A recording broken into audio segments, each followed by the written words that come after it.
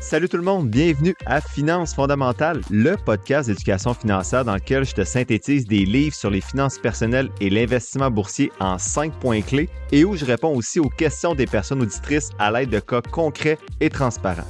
Si tu souhaites prendre en main ta santé financière, t'es à la bonne place. C'est parti, bon podcast! Salut tout le monde, bienvenue au 150e épisode de Finances fondamentales. Incroyable! Premier épisode a eu lieu le 24 novembre 2022. Ça fait donc à peu près 3 ans depuis le début du podcast. Merci pour votre soutien. On est rendu à plus de 700 000 écoutes sur le podcast. Merci. Vous me donnez la chance de partager ma passion avec vous sur les finances. Vous êtes présents chaque semaine. C'est vraiment motivant pour moi, donc je vous remercie. Je reçois beaucoup de commentaires positifs aussi sur la nouvelle formule plus diversifiée de 2 livres par mois au lieu de 4, mais avec des sujets divers ici et là, des cas, des questions. Honnêtement, c'est beaucoup plus simple pour moi. J'ai encore une trentaine de livres d'avance. J'en avais 70 d'avance quand j'ai commencé le podcast, donc ça rétrécit, mais ça m'enlève au moins la pression de lire un livre par semaine. Je fonctionne par vague dans mes lectures. Je peux en lire 6 en 2 semaines et ne plus lire pendant 3 mois des fois. Pendant quelques mois avant, je me forçais à lire parfois pour pas trop perdre mon avance de livres.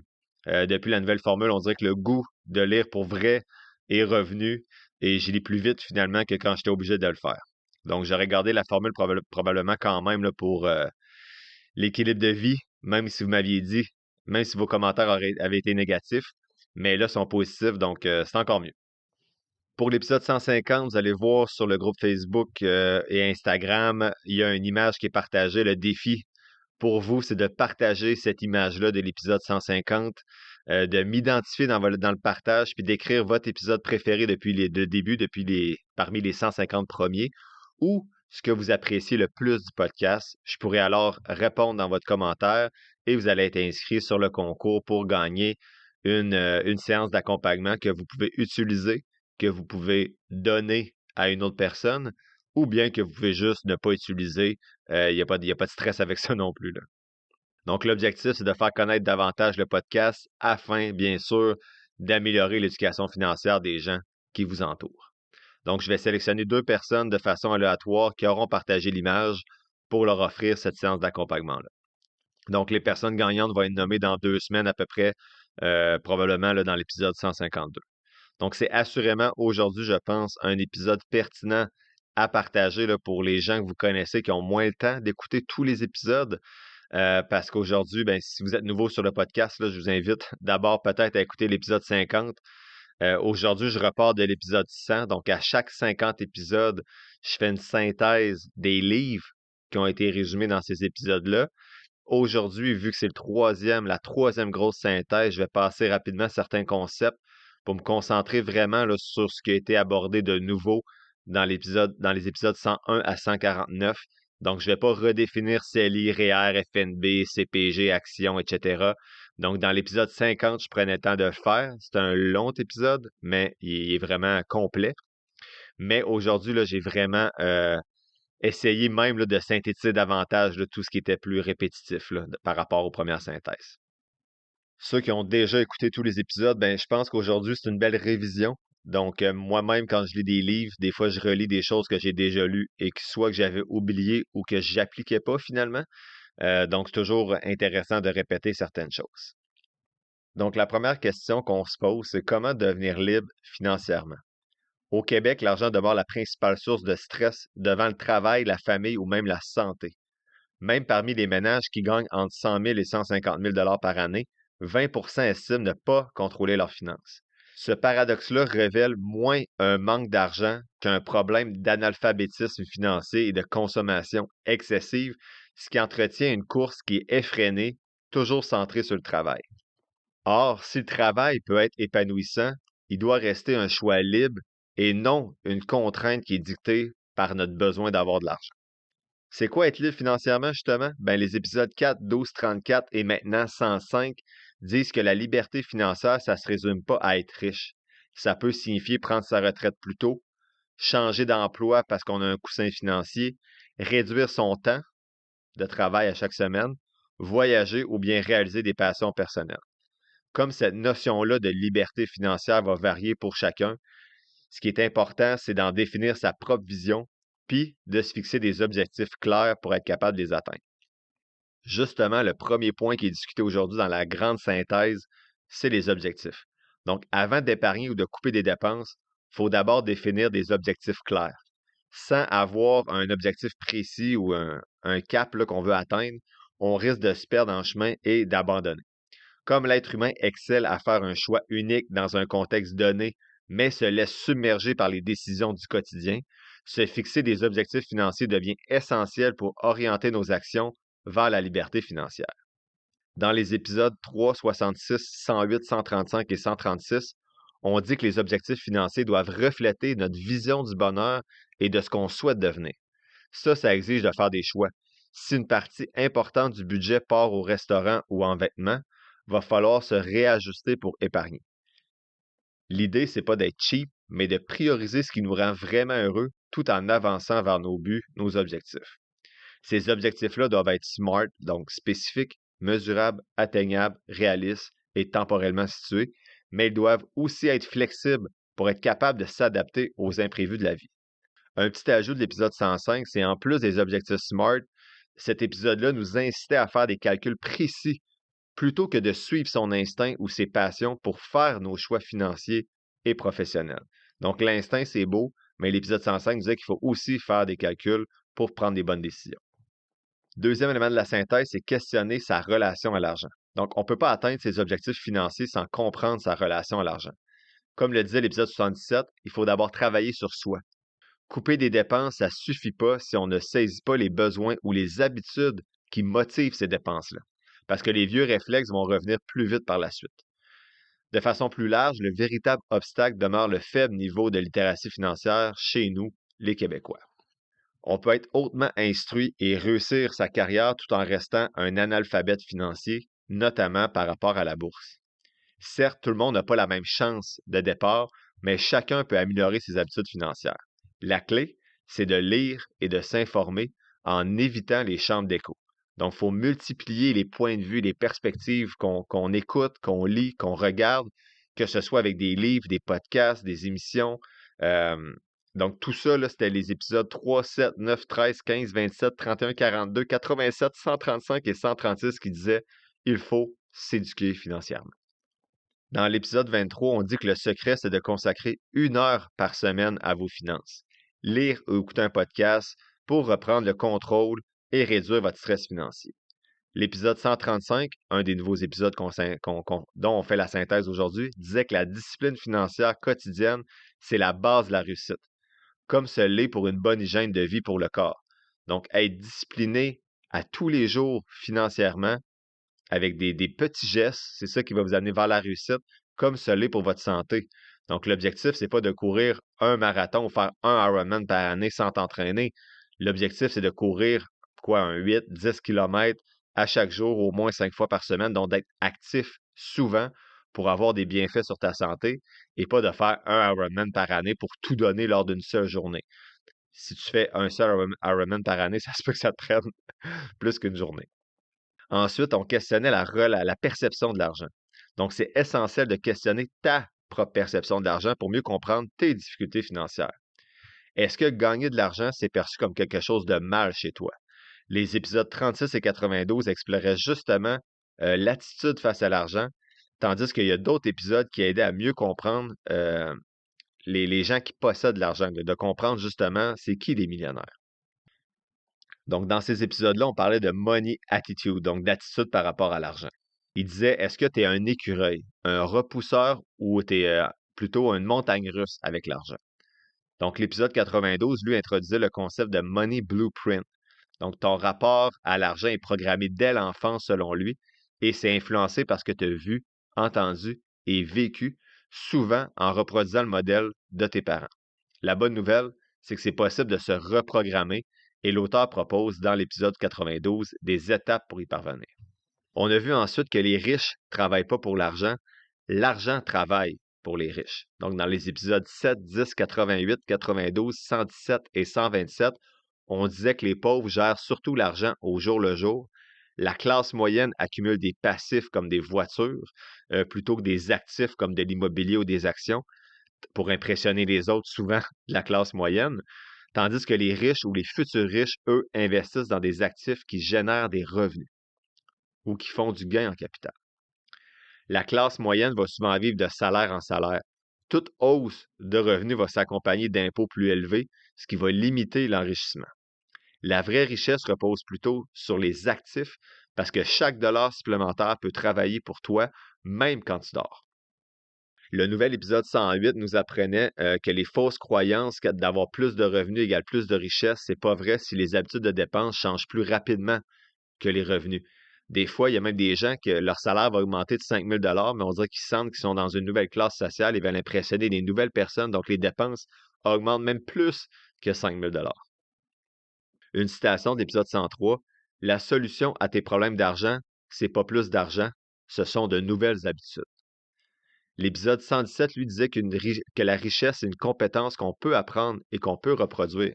Donc, pour devenir riche, il faut posséder des actions, une entreprise ou de l'immobilier, offrir à grande échelle ce que la société veut, mais qu'elle ne sait pas encore comment obtenir, profiter de l'effet des intérêts composés dans la vie, les relations et les connaissances, et maîtriser la vente et la création d'entreprises. Pour l'auteur, dans l'épisode 117, c'était les meilleures façons de devenir riche.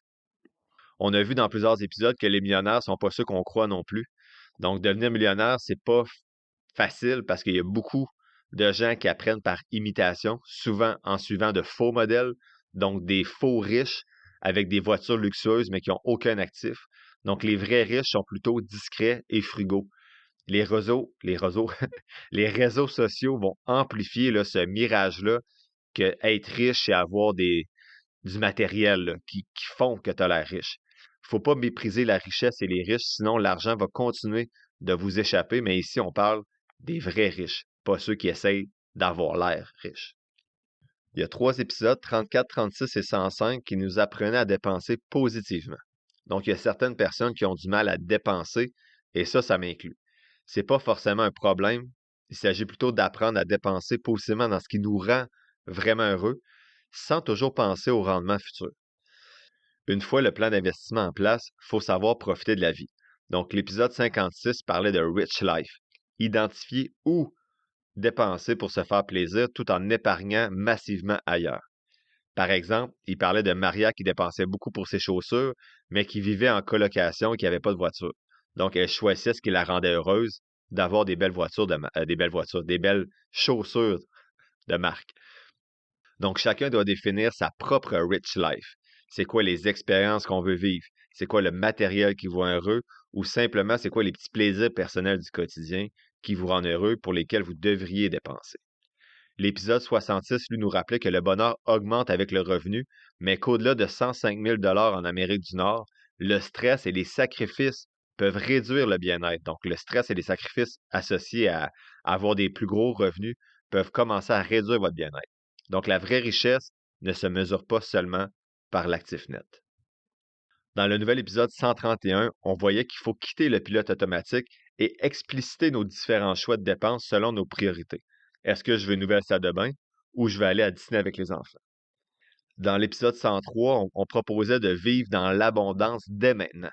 Donc, avoir un compte pour ses rêves tout en construisant sa liberté financière. De ne pas faire un ou l'autre, d'essayer de faire les deux en même temps, mais bien sûr, en respectant nos objectifs financiers. Dans l'épisode 131 Die with Zero, on parlait de dividendes d'expérience. Donc, être moins cheap pour les activités identifiées comme pertinentes pour moi, pour ma conjointe, ma famille, et en vivre peut-être plus dans les prochaines années alors que nos filles suivent encore, donc dans les voyages, sans oublier toujours le 20% minimum. Donc, ce livre-là, Die with Zero, est incroyable pour ceux qui ont de la misère à dépenser. Donc, moi, c'est vraiment, là, je le disais à l'épisode 131, c'est vraiment le livre avec les dividendes d'expérience qui m'ont appris là, à réussir à dépenser positivement. Sinon, les objectifs et l'introspection sont essentiels, mais encore, il faut passer à l'action à m'amener et viser haut, de ne pas avoir peur du chaos et d'apprendre de nos échecs. Il faut sortir du troupeau, et ça, c'est dans l'épisode 147, très récent, qu'on en parlait. La réussite, ça ne tient pas juste à la chance. La plupart des gens qui réussissent ont simplement osé s'élancer plus souvent au bâton. Dans 4 épisodes, 31, 76, 105 et 121, on parle de changement d'habitude. Donc, accordez-vous le temps d'atteindre vos objectifs un petit pas à la fois. Les changements d'habitude, que ce soit financier ou pour les habitudes de vie, sont progressifs et semblent souvent insignifiants au début, mais sur le long terme, ils vont produire des résultats puissants. Par exemple, investir régulièrement 50 $ par semaine, ça peut sembler pas grand-chose, mais à 8 pendant 30 ans, ton petit 50 $ va devenir 324 000 $. La patience est la clé, surtout pour profiter des rendements composés. Et c'est pas nécessaire de partager vos objectifs que vous vous êtes fixés avec tout le monde, de partager votre frugalité ou vos projets financiers, parce que la plupart des gens vont tenter de vous protéger en tentant de vous amener dans une autre voie. Ben voyons, profite de la vie, parce que ou bien ces gens-là n'ont pas ces habitudes-là, ils se sentent coupables de ne pas les avoir, de bonnes habitudes financières, ils vont tenter de vous amener un peu sur leur terrain pour justifier leurs propres habitudes à eux.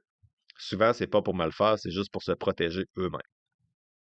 On voyait dans le livre Atomic Habits, là, ça je pense c'est dans l'épisode 35, si je ne me trompe pas, qui s'applique parfaitement aux finances, là. Si vous êtes endetté puis vous avez peu d'actifs à 40 ans, essayez pas de tout régler d'un coup. Commencez par épargner 1% de plus à chaque mois. L'important, c'est de définir ce que vous voulez devenir et c'est quoi vos objectifs qui sont réalistes, bien sûr, qui sont smart. Il faut aussi avoir une certaine autosuggestion, donc de croire en vous, de croire en ta capacité à créer de la richesse.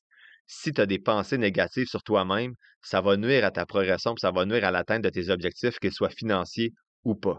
Et ça, on en parlait dans les épisodes 86 et 106. Entourez-vous de personnes positives aussi, puis soyez sélectifs sur ceux à qui vous allez parler de vos objectifs. Les conseils, comme on a vu tantôt, des autres vont souvent refléter leur propre peur ou leur propre méconnaissance. L'épisode 121 nous ajoutait du nouveau dans la synthèse, soit de cultiver son environnement. Donc, l'environnement va vous influencer fortement. On parle d'attitude, donc on va avoir des personnes qui sont positives autour de vous, qui vont stimuler l'optimisme et votre persévérance. On veut avoir des gens autour de nous qui ont des habitudes saines, donc qui vont nous aider à adopter des comportements positifs qui vont être observés chez les autres qui nous entourent. Et on veut des gens qui vont favoriser notre croissance personnelle, donc qui vont nous soutenir, qui vont nous encourager à sortir de notre zone de confort. L'épisode 32 dit que si votre environnement autour de vous en ce moment ne vous permet pas d'atteindre ces trois éléments-là, ben c'est possible de joindre des groupes mastermind là, de 4 à 6 personnes qui vont se motiver entre elles à atteindre certains objectifs. Une fois que tu t'es fixé des objectifs et que tu as mieux compris ta relation à l'argent, ben on arrive à l'étape 3 vers la liberté financière qui est épargner. Une fois que tes objectifs sont fixés, il faut passer à l'action. Pour les objectifs financiers, ça signifie de continuer ou de commencer à épargner, sauf si ton défi, c'est plutôt de commencer à dépenser de façon positive. Première façon d'épargner, diminuer les dépenses. Donc, la première étape, c'est de réduire les montants d'argent qui s'écoulent de tes poches. C'est souvent plus simple à court terme que d'augmenter les revenus, même si augmenter les revenus à un moment donné, ça va être important parce qu'il y a une limite là, à ce que tu peux diminuer comme dépense. Il faut que tu manges, il faut que tu te loges, etc. Donc, dans une panoplie d'épisodes, là, au-delà de 30 épisodes à peu près, notamment dans les nouveaux, là, on a 103, 105, 107, 119, 123, 129, 135, 136. On vous donne une panoplie de trucs pour résoudre vos dépenses. C'est négocier ses assurances, ses contrats de cellulaire, Internet, la voiture, diminuer les coûts de notre transport, le logement, la grosseur de la maison, la cuisine. La cuisine, je veux dire, apprendre à cuisiner pour diminuer les dépenses de consommation alimentaire, acheter usagé, voyager avec un budget serré, prévoir 10% d'imprévus. Donc, il y a vraiment une série de trucs que je ne vous répète pas parce que là, ça fait à peu près une page et demie de trucs. Mais dans les nouveaux épisodes, 114 et 119, dans l'épisode 114, on dirait de mesurer chaque dépense là, en énergie vitale. Ça allait vous permettre de prioriser ce qui compte vraiment. Donc, calculez votre taux horaire réel. Exemple, je gagne 50 de l'heure, mais après mes impôts, après les vêtements que je m'achète pour le travail, après le gaz que je paye pour aller à la job, après la perte de dépréciation sur ma voiture, après les massages que je dois faire parce que je travaille toujours assis, après mes sorties le soir avec mes collègues de travail ou mes dîners au resto, les cafés que je prends le matin pour aller au travail, ben, tu gagnes plus 50 de l'heure, tu gagnes peut-être 19 de l'heure, après toutes les dépenses qui sont liées au travail puis les impôts. Donc, tu dois identifier ensuite la valeur relative de chacune de tes dépenses par rapport à ton 19 de l'heure. Donc, tu ne dis pas, hey, je m'achète une paire de pantalons qui coûte 200 ça me coûte juste 4 heures de travail. Non, tu t'es acheté une paire de pantalons à 200 puis ton taux horaire il est plutôt 20 de l'heure, à peu près. J'arrondis parce que vous comprendrez que calculer 200 divisé par 19, j'ai peut-être pas les capacités ce matin, mais 200 divisé par 20, c'est un petit peu plus facile. Donc, c'est pas 4 heures que tu travailles pour ta paire de pantalons, c'est 10 heures que tu travailles pour ta paire de pantalons. Donc, si tu dis ça vaut la peine, je suis d'accord, ben tant mieux, mais au moins en calculant tes dépenses avec ton énergie vitale là, qu'on appelle, pas qu'on appelle, là, que les auteurs à l'épisode 114 appellent, ben ça te permet de faire des dépenses un peu plus réfléchies, puis d'accorder vraiment la valeur relative de ce que tu achètes par rapport aux efforts que tu as faits pour accumuler ton argent. Toujours important, mais dans l'épisode 119, on parle de bien distinguer des besoins et des désirs pour, encore une fois, mieux prioriser vos dépenses.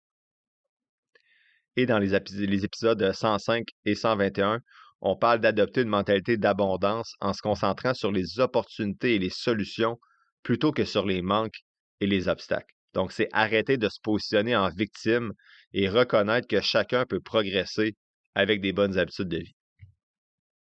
Donc, premier truc pour épargner, c'était de diminuer les dépenses. Deuxième chose, c'est d'éviter les erreurs communes d'appauvrissement. Donc, il y a certaines erreurs qui peuvent coûter cher, même si ça ne concerne pas vos dépenses. Donc, en plus de coûter cher, ça ne vous rend pas, ça vous rend pas heureux, là. Vous n'avez pas la nouvelle paire de pantalons. Donc, de ne pas se protéger légalement ou financièrement en tant que conjoint ou conjointe.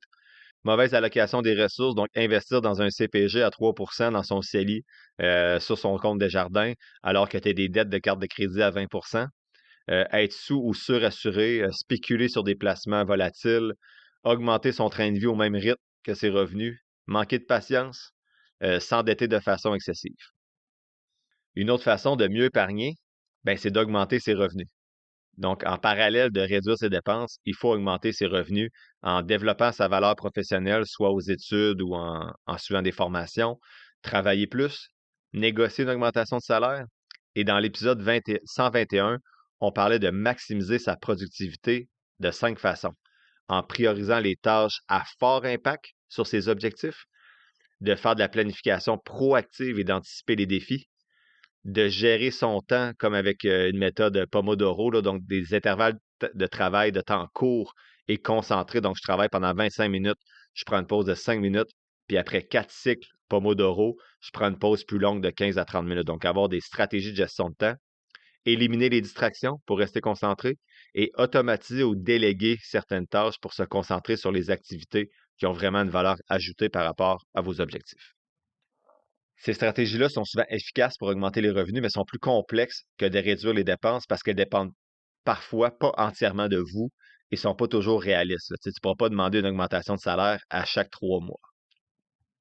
Une autre façon de mieux épargner, c'est de suivre ses chiffres pour savoir où couper ou dépenser. Donc, pour mieux gérer vos flux financiers, là, ce qui sort, ce qui rentre, c'est essentiel d'utiliser des outils.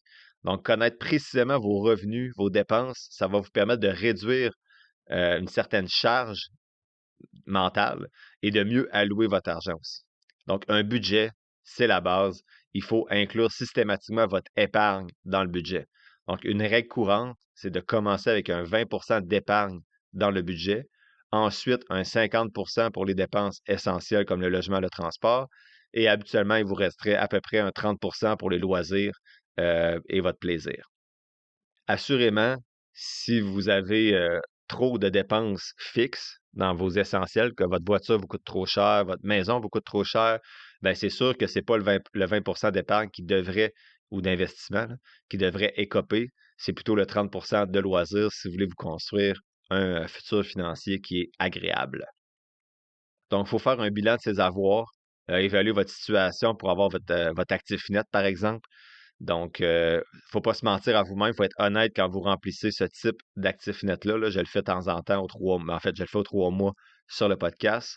Vous pouvez également avoir un plan de dépenses conscient. Donc, ceux qui n'aiment pas avoir de budget, dans l'épisode 49, on parlait de Rich Life, là, puis on disait de se concentrer plutôt sur la richesse que sur les dépenses.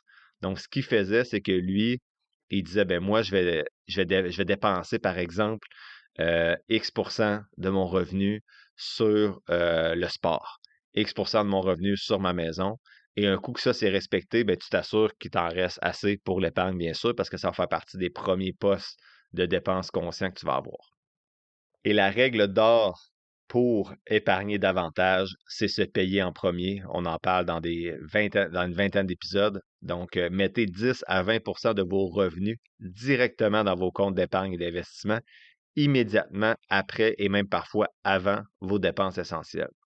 Si épargner est difficile, il faut automatiser le processus. Donc, vous pouvez commencer de façon plus modeste, par exemple avec 2 à 4 et augmenter progressivement votre taux d'épargne à mesure que vos revenus augmentent, par exemple de 1 de plus à chaque mois. Comme professeur à l'université, je me suis souvent dit que je devais être au fait de l'actualité pour avoir l'air cultivé, mais j'ai jamais eu la rigueur de lire les nouvelles par manque d'intérêt.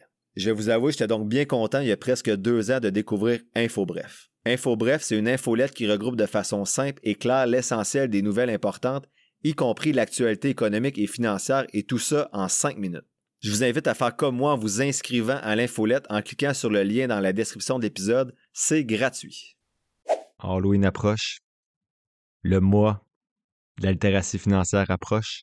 C'est pas comment combiner ces deux moments importants pour féliciter tes enfants d'être tes enfants. Tu veux pas leur acheter trop de bonbons? Ben, mon livre est disponible encore partout dans les librairies du Québec. Donc, peut-être pas le meilleur cadeau pour tes enfants, mais plus sérieusement, mois de novembre approche. Si tu souhaites aider des gens de ton entourage à s'éduquer financièrement ou toi-même acheter mon livre qui résume plus d'une trentaine de livres en 2 pages chaque avec une belle synthèse à la fin, n'hésite pas. Le mois de novembre, c'est un bon mois pour s'éduquer sur les finances. Donc, merci de soutenir le podcast. Vous pouvez vous pouvez créer plusieurs comptes qui sont dédiés à différents projets. Donc, un compte pour le fonds d'urgence placé dans tel produit, un compte pour les dépenses fixes, un compte pour les dépenses quotidiennes, un compte pour les investissements et allouer automatiquement quand votre paye rentre un pourcentage à chacun de ces comptes-là. L'idée d'automatiser, c'est que vous avez à prendre une bonne décision une fois au lieu de devoir décider quoi faire avec votre argent à chaque fois que le, votre, votre paye rentre. Donc, on l'a vu dans les livres, là, j'ai oublié le numéro de l'épisode, mais on est bon, les êtres humains, pour prendre des bonnes décisions une fois, mais on n'est pas bon pour prendre des bonnes décisions au quotidien.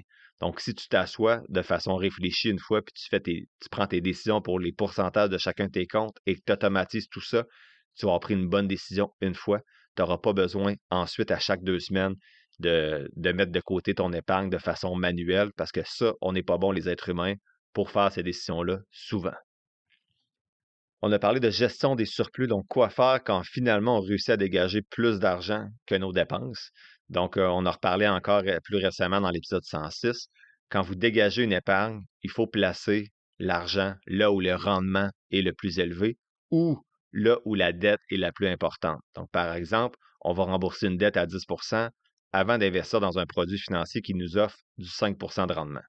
Donc, une gestion logique des surplus devrait suivre ces étapes à peu près. Première chose, payer ses impôts. Assurez-vous d'avoir de l'argent pour payer vos impôts. Ensuite, les cartes de crédit puis les dettes personnelles qui ont un taux d'intérêt de 10 et plus, considérant le remboursement là, comme un investissement. Donc, si vous avez des cartes de crédit ou des dettes en haut de 10 c'est ce que vous devriez prioriser après les impôts en deuxième position. Donc, il faut voir ça comme un investissement. Si tu rembourses ta carte de crédit à 15 ben c'est comme si tu avais fait un placement garanti à 15 Donc, il n'y a aucun produit financier qui va te garantir des rendements de 15 Donc, c'est un super investissement finalement de rembourser sa carte de crédit. Troisième poste pour gérer les surplus, c'est le CELI. En fait, un fonds d'urgence dans ton CELI pour avoir de 3 à 6 mois de dépenses accumulées avec des produits ou de la liquidité qui est accessible rapidement.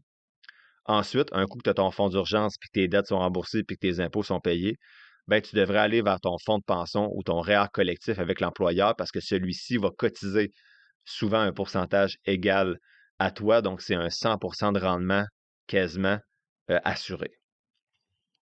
Ensuite, on va tenter de maximiser le RE des enfants en 5e position, sinon ben, dans le REER ou le CELI. Donc, l'épisode 148 récemment parlait du décaissement du RE. Donc, vous allez l'écouter. Idéalement, là, on va avoir une structure agressive dans le RE au début parce qu'on a un horizon de temps d'au moins 18 ans. Ensuite, on va diminuer tranquillement le risque dans le REE pour pouvoir le retirer quand l'enfant va commencer les études.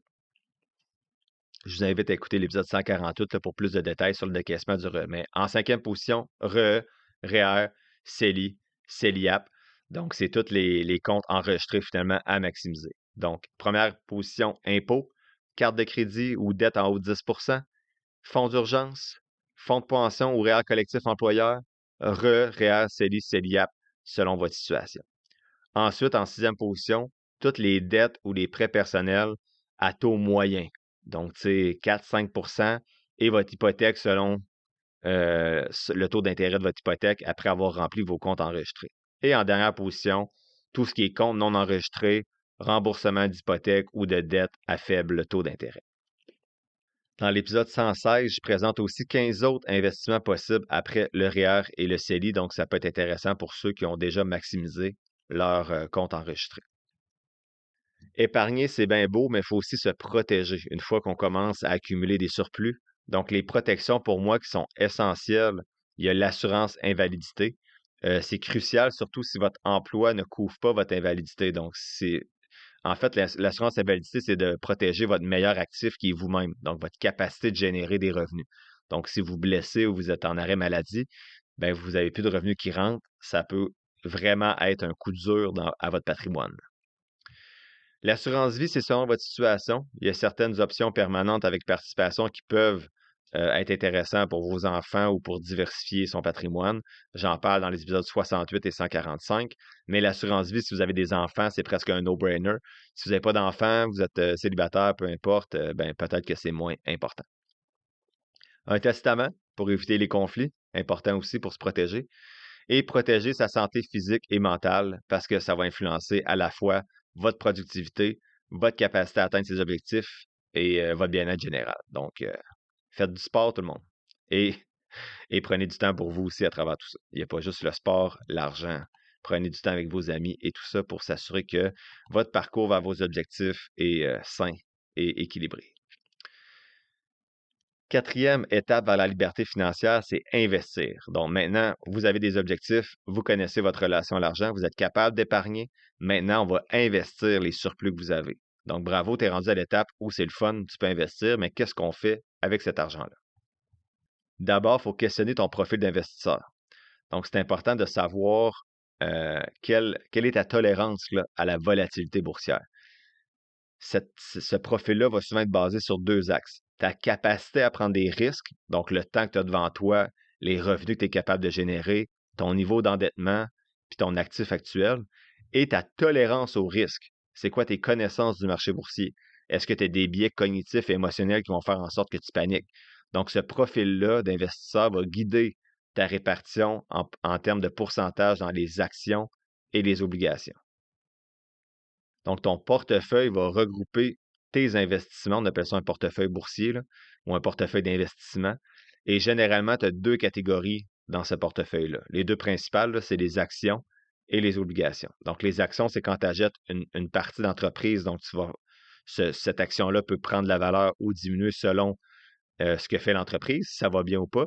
Et l'obligation, souvent, c'est que tu vas être la personne qui possède la dette. Donc, tu vas soit dire au gouvernement canadien ou à des entreprises, je te prête de l'argent, tu me le redonnes dans 5 ans, et pendant ce temps-là, ben, tu me donnes un intérêt de 4-5 peu importe c'est quoi le taux de l'obligation que vous avez. Une fois que vous connaissez votre profil d'investisseur, donc votre tolérance au risque, vous avez 3 façons d'investir. Vous pouvez investir de façon autonome, vous pouvez investir avec un robot conseiller ou avec un professionnel. Peu importe la façon que tu décides d'investir, l'important, c'est pas comment, l'important, c'est de le faire, de ne pas laisser ton argent dormir dans un compte épargne parce que ça va t'empêcher de profiter des rendements composés. Par exemple, il y a 42 des CELI canadiens qui sont encore dans un compte épargne.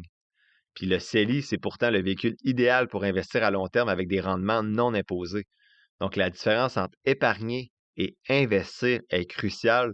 Ne laissez pas votre argent dormir dans votre CELI, dans un compte épargne, dans votre caisse ou votre banque. Même avec très peu d'argent, on peut commencer à investir. Donc, la première façon d'investir, c'est de façon autonome. On en parle surtout dans les épisodes 4, 38, 42 et 108. Investir de façon autonome, ça signifie que vous devez ouvrir un compte de courtage. Donc, un compte de courtage, c'est le compte qui va vous permettre d'acheter, de vendre des produits financiers. Par exemple, Disnat, Wealthsimple, Questrade. Avant d'explorer les stratégies possibles qu'on investit de façon autonome, il faut connaître les principaux obstacles de l'investisseur qu'on a parlé dans plus d'une vingtaine d'épisodes, notamment l'épisode 102 plus récemment.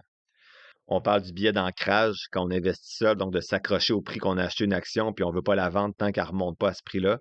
On parle de conformisme, donc de suivre le troupeau, de comptabilité mentale, donc de traiter l'argent différemment selon qu'elle est gagnée en bourse ou à notre travail. On parle d'excès de confiance, de refuser les pertes, de surveiller nos actions de façon excessive, de toujours regarder ça, de ne pas avoir d'objectif ou de plan d'investissement, de croire au miracle, d'être trop optimiste ou trop pessimiste. Et un des principaux, c'est la gestion émotionnelle déficiente. Donc, il faut ralentir et réfléchir pour éviter les erreurs liées à vos réactions émotives impulsives ou à la peur de perdre. Je vous lis une citation de l'épisode. C'était quel épisode, ça? Je ne l'ai pas noté. Désolé, j'ai oublié, mais la citation dit Nothing in life is as important as you think it is while you are thinking about it. Donc, il faut relativiser les situations stressantes. Ce que dit la citation, c'est il n'y a rien dans la vie qui est aussi important que tu penses que ce l'est pendant que tu y penses. Donc, quand tu es dans des situations, exemple, un crash boursier de 30 quand tu es dedans, là, dans ces situations-là ou dans une séparation avec ton ex, peu importe, quand tu es dans une situation, là, ma mère, elle disait la merde, ça tombe tout le temps en tas. Donc, quand tu es dans une mauvaise situation, on dirait que tout va mal. Mais quand tu ralentis, tu prends du recul puis tu réfléchis, il n'y a rien qui a l'air aussi grave que ce l'est pendant que tu es dedans. Donc, quand tu es dans la situation, tout a l'air plus grave que c'est, mais si tu es capable de prendre du recul, tu vas te rendre compte que finalement, c'est pas si pire. Il faut toujours prendre du recul, notamment lors des crashs boursiers. Si tu zoomes ton graphique là, dans le dernier mois, tu vas faire ça n'a pas de bon sens, je viens de perdre 300 000 $. Mais si tu dézoomes un peu ton graphique et tu regardes sur 20 ans, tu vas te rendre compte que ce que tu vois en ce moment, tu le verras même pas sur le graphique. Ça paraîtra même pas presque. Donc, il ne faut pas non plus. Faut être en mesure de relativiser les choses. Et ça, c'est bon, comme j'ai dit, pour les baisses boursières, mais aussi pour tes dettes, pour une séparation, etc. On parle de home bias aussi. Donc, les gens, une erreur commune, un obstacle de l'investisseur autonome, c'est que souvent les gens qui investissent seuls ou même avec des professionnels sont souvent investis de façon beaucoup trop grande uniquement au Canada. Et un autre obstacle, ça peut être le jargon. Donc, honnêtement, quand j'ai commencé à investir seul ou quand je m'intéressais à investir seul, tu commences à lire des choses, puis c'est comme un gros brouillard. Là. Tu sais, tantôt, je parlais d'un compte de courtage comme si rien n'était, mais je suis bien conscient que si tu m'avais parlé de compte de courtage au début de mes lectures, mes premières lectures, je t'aurais dit un compte de courtage, ça doit être compliqué, tu sais. Il y a du jargon à comprendre, de la crypto, des actions, des options, Puis les gens qui veulent avoir votre argent vont vous sortir ce jargon-là pour être sûr que vous ne compreniez pas. Donc, un livre peut vous permettre de comprendre tout ce jargon-là. Donc, il y en a certains, là, notamment l'investissement en ligne pour les nuls. Je pense que c'est dans les épisodes 30 cuc. Tu lis un livre puis tu le comprends le jargon. Donc, c'est pas si compliqué que ça. Il faut savoir aussi, quand tu investis seul, de connaître les incontournables en investissement. Donc, selon Fabien Major, l'épisode 62, il y a 3 éléments qu'il faut connaître, en fait, qui suffisent pour réussir en bourse: avoir des bons revenus, avoir la capacité d'épargner et avoir du temps devant soi. Donc, si tu as les 3 dans ton équipe, ben ça va bien aller. Tu risques d'être riche assez rapidement. Si tu en as 2 sur 3, ça va quand même bien se passer. Mais si tu en as seulement un, ça va être difficile. Tu sais, si tu as 20 ans et tu as du temps devant toi, mais pendant toute ta vie, tu ne génères aucun revenu puis tu dépenses tout, on comprend que tu as du temps devant toi pour profiter des rendements composés, mais tu n'auras pas d'argent pour en profiter. Alors que si tu as une capacité d'épargner et tu as du temps devant toi, mais tu fais des très petits revenus, ben, même si tu épargnes 40 de ton revenu, mais que tu fais 25 000 $ par année, ça ne va pas grossir vite, mais en même temps, il faut nuancer. Si tu as un rythme de vie qui te permet d'épargner 40 ben, tu vas être en mesure de prendre ta retraite quand même, peut-être même plus rapidement que les autres, parce que tu vas t'être habitué à un rythme de vie qui ne te coûte pas cher. Bon, dans les incontournables, on a parlé de diversification. Je ne vais pas tout répéter ces éléments-là qu'on voit souvent, la diversification, de ne pas surveiller toujours tes placements. On parle des rendements composés. Donc, tu sais, investis 50 $ par semaine pendant 30 ans à 7 puis ta valeur finale est à 264 000 $, dont 186 000 sont juste des rendements composés. Là. C'est presque le 3/4 du montant qui vient de rendement composé, puis c'est pas de l'argent que toi t'as placé. On parle de patience, être discipliné, connaître les risques et les rendements, de ne pas essayer de timer le marché. Donc ça, c'est vraiment les questions que j'ai le plus souvent, là. Trump vient d'annoncer telle chose, tu penses que c'est un bon moment pour investir? Je réponds toujours à ces gens-là, je le sais pas. Personne ne le sait. Si quelqu'un te dit qu'il le sait, c'est sûrement qu'il veut avoir ton argent ou il veut que tu le suives sur YouTube. Fait que, tu sais, c'est pas plus compliqué que ça, là. Essayez pas de timer le marché. C'est souvent contre-productif. Donc, les statistiques montrent que ceux qui essaient de timer le marché, il y en a certains qui vont réussir, mais 90% ne réussissent pas puis sont perdants à long terme. Donc, c'est pas l'idéal. Toujours avoir une marge de sécurité si vous achetez des actions individuelles. Investir sur le long terme. Donc, faites des choix pas pour le court terme. Investissez dans des choses que vous comprenez. Payez un prix raisonnable pour vos actions. Si, avec les FNB, il n'y a pas de problème. Vous pouvez payer le prix qui est indiqué, mais si vous achetez des actions individuelles, il faut faire vos devoirs. Et savoir que le marché est parfois irrationnel à court terme, mais qui est efficient à long terme. Donc, si vous achetez une bonne compagnie, un jour ou l'autre, les fondamentaux vont être ajustés avec le prix, donc vous allez être gagnant. L'épisode 102 ajoutait de demander des avis externes et avoir des outils qui vous aident à prendre des décisions comme un plan d'investissement qui est clair et des dates, par exemple, à chaque mois où vous investissez. Moi, c'est le dernier vendredi de chaque mois. Donc, que Trump annonce n'importe quoi le 12 septembre, par exemple, je dis ça de même, là, ben, même si le marché crash ou le marché augmente, je n'ai pas le droit d'investir le 13 septembre. C'est dans ma stratégie d'investissement. Je m'assois à la fin du mois et je regarde, bon, ben, est-ce que là, il faut que je rééquilibre mon portefeuille en achetant des FNB ou en achetant des actions individuelles? Et c'est tout. Je le fais une fois par mois. Je ne me pose pas de questions au milieu du mois. Je ne me pose pas de questions au début du mois. Je me pose juste des questions une fois à la fin du mois.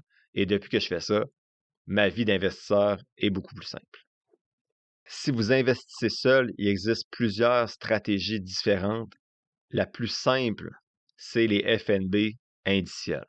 Donc, un FNB, ça s'achète comme une action dans ton compte de courtage. Donc, exemple, le FNB exécuté, tu écris exécuté sur ton FNB, sur ton compte de courtage. Et ça, c'est un FNB qui possède à peu près, je pense, 13 000, c'est 3 000 ou 13 000, bref, des milliers d'entreprises partout à travers la planète. Et quand tu achètes l'action d'exécuter, là, j'arrondis, là, je n'ai pas le chiffre devant moi, on va dire qu'elle est 50 $, mais quand tu achètes l'action exécutée à 50 $, ben, dans exécuter, on va dire que Apple vaut 4 ben, tu as 4 de ton 50 $ qui va aller vers Apple. Google vaut 3 ben, tu as 3 de ton 50 $ qui va aller vers Google. Donc, toi, tu achètes une seule action à 50 $, mais ce 50 $-là est réparti dans des milliers de compagnies différentes. Dans presque tous les livres que j'ai lus, les FNB indiciels est la meilleure stratégie d'investissement pour 90% des gens. Donc, c'est vraiment la stratégie à adopter pour moi, pour la majorité des personnes. Et quand on parle de FNB indiciel, c'est que le FNB va copier un indice boursier. Donc, par exemple, le plus connu, c'est le SP500 qui reflète les fluctuations des 500 plus grandes entreprises américaines. Donc, si tu achètes un FNB qui suit le SP500 seulement, comme VFV, ben, tu vas suivre les 500 plus grandes compagnies américaines. Si tu achètes un FNB comme XIC, je le cherchais, tu vas suivre les 60 plus grosses compagnies canadiennes. Donc, tu as différents FNB, il y en a des milliers de FNB, cassez-vous pas la tête. Tu as toujours les plus grandes compagnies là, comme Vanguard et iShares qui vous proposent les principaux FNB. Donc, pour être plus rigoureux, ce n'est pas nécessairement 90% des gens qui vont battre les professionnels qui prennent des FNB. En fait, je reformule cette phrase-là. Tantôt, j'ai dit 90% des gens devraient utiliser les FNB indiciels. C'est peut-être même plus 95 parce que les gens qui utilisent des actions individuelles, souvent, vont être très émotifs. Par contre, dans les livres que j'ai lus, ceux qui utilisent les FNB indiciels, vous êtes assurés de battre les professionnels du milieu financier entre 75 et 95% du temps. Donc, ceux qui sont vraiment pour les professionnels ont des chiffres plus près de 75%, et ceux qui sont plus vers l'investissement autonome vont vous dire 95%. Donc, on se situe dans un range là, entre 75 et 95% des gens qui utilisent des FNB indiciels qui vont battre les gens en complet cravate à Wall Street, qui vous font croire qu'ils connaissent plus que vous le marché boursier. En fait, ils ne vous font pas croire qu'ils connaissent plus le marché boursier que vous. C'est vrai qu'ils connaissent plus que vous, mais c'est ça le problème. Ils essayent de deviner ce qui va se passer sur le marché boursier, puis c'est ça qui arrive, c'est qu'ils ne réussissent pas. Ils timent le marché, ils ne sont pas capables. Ou bien, ils vont juste dans des fonds communs qui font la même chose que votre FNB. Donc, il y a un fonds commun qui vont suivre le SP500. Vous avez un FNB qui suit le SP500. Vous avez les mêmes placements, mais vous payez 2 de frais avec votre professionnel. Et on va le voir plus tard, 2 de frais. Ben, si vous avez 1 million à la retraite, au lieu d'avoir 1 million avec vos FNB, si vous avez des fonds communs de placement, c'est plutôt 500 000 $. Donc, investir avec un FNB, pour y revenir au FNB, c'est plus simple. Tu ouvres un compte de courtage, tu choisis un FNB qui correspond à ton profil d'investisseur. Donc, ça peut être 100% action, 80% action, 60%, peu importe. Tu as un FNB qui répond à chacun de ces profils-là. Exemple, VEQT pour 100% action, VGRO pour 80-20, VBAL pour 60-40, etc. Tu investis automatiquement ton épargne vers ton compte de courtage chaque mois. Donc, moi, le dernier jeudi du mois, il y a toujours un 1 500 $ qui va dans mon compte Disnat. Et le vendredi, le jour suivant, je me connecte et j'investis ce montant-là selon, en fait, dans le FNB que j'ai ciblé. C'est juste ça que tu as à faire. Donc, moi, je le fais pour ma conjointe et mes filles juste dans des FNB et ça prend 2-3 minutes à chaque vendredi. Donc, c'est 2-3 minutes par mois pour investir dans les FNB. Attention quand même, investir dans des FNB indiciels, ça ne veut pas dire que ton portefeuille ne va jamais baisser. C'est juste la façon la plus simple d'investir sur le marché boursier, de suivre les indices. En moyenne, les marchés vont chuter de presque 10 chaque année ou de 20 tous les 3 à 5 ans, mais sur le long terme, le rendement moyen du marché boursier est de 7 à 9 Donc, si tu as des FNB indiciels, sur le long terme, tu vas faire entre 7 et 9 de rendement. Mais il y a des années que tu vas faire moins 20 Si le SP500 descend de 30 l'année prochaine, ton FNB va peut-être descendre de 20 à 30 aussi, selon ce que font les autres marchés mondiaux. Mais le FNB initial ne te protège pas des baisses boursières. Et ça, c'est important à comprendre. Quand je dis que c'est le meilleur produit pour investir, c'est parce que c'est un bon produit pour investir dans les actions. Mais les actions demeurent volatiles. Le FNB ne te protège pas des actions, comme le fonds commun ne te protège pas non plus de la volatilité des actions.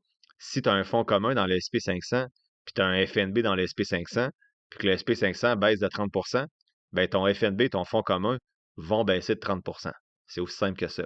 Mais, sur 15-20 ans, ils vont faire 7 à 9 de rendement.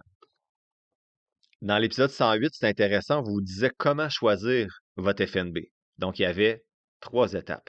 Première étape, déterminer votre répartition action-obligation. Donc, ça, on l'a vu, c'est selon votre profil d'investisseur. Ensuite, affiner l'allocation d'actifs. Donc, une fois que vous savez, vous êtes, exemple, 100% action, ça va être de voir, OK, combien je veux dans les actions canadiennes, dans les actions américaines, dans les actions internationales, dans les obligations. Je veux-tu des obligations juste canadiennes ou des obligations mondiales? Je veux-tu les marchés émergents? Donc, première étape, la répartition d'actifs. Deuxième étape, l'allocation d'actifs, donc Canada, États-Unis, mondial, etc. Et ensuite, 3, vous sélectionnez un ou plusieurs FNB qui vous permettent de respecter votre plan d'investissement, votre allocation d'actifs. Donc, il faut cibler des FNB qui ont des frais de gestion qui sont bas, qui suivent des indices reconnus, pas des indices mystérieux sur, exemple, le minage de Bitcoin ou peu importe. Ça peut être bien, mais des fois, les frais sont plus élevés. Des FNB qui ont une liquidité adéquate, donc un bon volume, donc des gros FNB idéalement, et qui viennent d'un fournisseur réputé justement comme Vanguard, iShares BlackRock, BMO, Fidelity. Vous avez en masse de choix dans ces gros joueurs-là. Vous n'avez pas besoin d'aller avec des petits FNB là, dans des compagnies plus sombres. Dans l'épisode 128, c'est intéressant, on disait que les FNB indiciels sont peut-être pas aussi parfaits qu'on peut le penser au regard de leur impact sur le marché. Donc, ce qu'il disait, c'est qu'on investit aveuglément tout le monde dans les mêmes compagnies, puis ça fait grossir artificiellement ces compagnies-là, comme là, j'ai les noms, là, mais Apple, Google et tout ça, donc c'est des très bonnes compagnies, donc c'est pas si grave pour l'instant. Mais en investissant dans les FNB, on donne de l'argent dans ces compagnies-là sans avoir fait nos devoirs pour voir si réellement elles méritent d'avoir notre argent. Par contre, on se rendait compte, même l'auteur, là, à l'épisode 128, disait que même si les FNB indiciels ne sont pas parfaits, ça demeure quand même la meilleure solution pour nous, humbles investisseurs autonomes. Bref, si tu veux maximiser tes chances de succès en bourse sans y passer tout ton temps, il n'y a rien de plus efficace qu'un FNB indiciel. Wish you could become a morning person? You know the type, up before the sun, early morning runs, first one to the office with donuts and a smile. How do they do it? Easy. With the new Galaxy Watch 8, sleep tracking and personalized insights from Samsung Health help you improve so you can wake up to a whole new you. One who, dare I say it, skips the snooze? It's possible. Train your sleep with Galaxy Watch 8. Learn more at Samsung.com. Requires compatible Samsung Galaxy phone, Samsung Health app, and Samsung account. Does it ever feel like you're a marketing professional just speaking into the void? But with LinkedIn ads, you can know you're reaching the right decision makers, a network of 130 million of them, in fact. You can even target buyers by job title, industry, company, seniority, skills, and did I say job title? See how you can avoid the void and reach the right buyers with LinkedIn ads. Spend $250 on your first campaign and get a free $250 credit for the next one. Get started at linkedin.com/campaign. Terms and conditions apply. The family that vacations together stays together. At least, that was the plan. Except now, the Dastardly desk clerk is saying he can't confirm your connecting rooms. Wait, what? That's right, ma'am. You have rooms 201 and 709. No, we cannot be 5 floors away from our kids. The doors have double locks. They'll be fine. When you want connecting rooms confirmed before you arrive, it matters where you stay. Welcome to Hilton. I see your connecting rooms are already confirmed. Hilton, for the stay. This episode is brought to you by Nespresso and Samra Origins by the Weekend Coffee Collection. Introducing Samra Origins. My collaboration with Nespresso is a connection to my roots, to my mother, Samra. Coffee that hits the right notes. It transports you. Crafted with unique notes and bold soaring flavors. Experience a taste that moves you. Nespresso and Samra Origins. Discover more at Nespresso.com. No one should have to choose between their own safety and their pets. But nearly half of domestic abuse survivors delay leaving because they can't bring their pets with them. Purina is helping to create more pet-friendly domestic violence shelters through the Purple Leash Project, so survivors and their pets can escape and heal together. Visit Purina.com/purple to learn more. J'aborde dans mes podcasts l'analyse fondamentale et l'analyse technique de façon assez sommaire dans certains épisodes. Un peu plus en profondeur pour l'analyse fondamentale, notamment l'épisode 22 là, qui est génial pour l'analyse fondamentale. L'analyse fondamentale, c'est d'analyser les bases de la compagnie, là. Donc, je vais regarder, exemple, la rentabilité de Google, la croissance des profits, la croissance des revenus, les dépenses en expenditure, les dépenses en capital. Je ne sais pas si j'ai le bon mot. Bref, je regarde toutes les données de la compagnie pour m'assurer que c'est une bonne compagnie. Ensuite, je regarde son prix, si j'ai une marge de sécurité, et j'investis dans certaines compagnies. Donc ça, c'est l'analyse fondamentale. L'analyse technique, c'est plus de lire les graphiques pour tenter de prédire le prix des actions dans un futur à court ou moyen terme. Donc, il y a très peu de personnes qui vont battre les indices avec l'analyse technique. Donc, en fait, c'est au-delà de 90% des gens qui sont perdants avec l'analyse technique, avec le trading ou le swing trading. Donc, j'ai creusé un petit peu plus là, dans l'épisode 115 avec un livre, on parlait de momentum, de RSI, de moyenne mobile avec la méthode Langford. Donc, je vous invite à écouter l'épisode 115 si ça vous intéresse, mais je ne suis pas l'expert d'analyse technique. Donc, c'est toujours très en surface quand je parle de ça parce que je ne crois pas, avec toutes les statistiques que j'ai vues, que juste même pas, il n'y a même pas 5% des gens là, qui réussissent à faire de l'argent avec l'analyse technique, mais il y en a beaucoup qui en font en vous vendant des formations pour faire de l'analyse technique.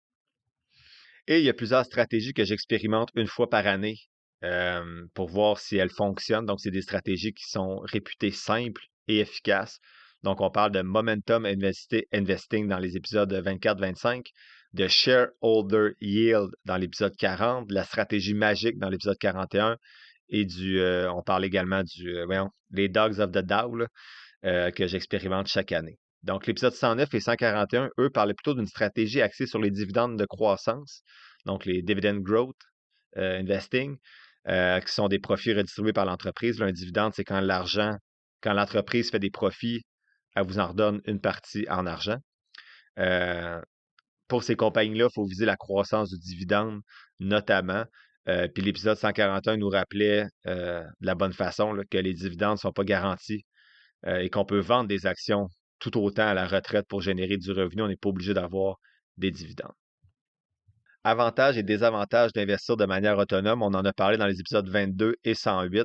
Donc, l'avantage d'investir seul, c'est des frais réduits. Donc, 0,08% de frais avec les FNB au lieu de 2,8% avec un professionnel, ou 2%, mettons, là, je ne vais pas être trop méchant aujourd'hui. Sur le long terme, ça fait une énorme différence, on va le voir plus loin. Vous avez un contrôle total, il n'y a personne qui veut autant votre bien financier que vous-même. Vous pouvez battre les pros. On a vu 75 à 95% des gens qui investissent dans des FNB indiciels vont battre les professionnels.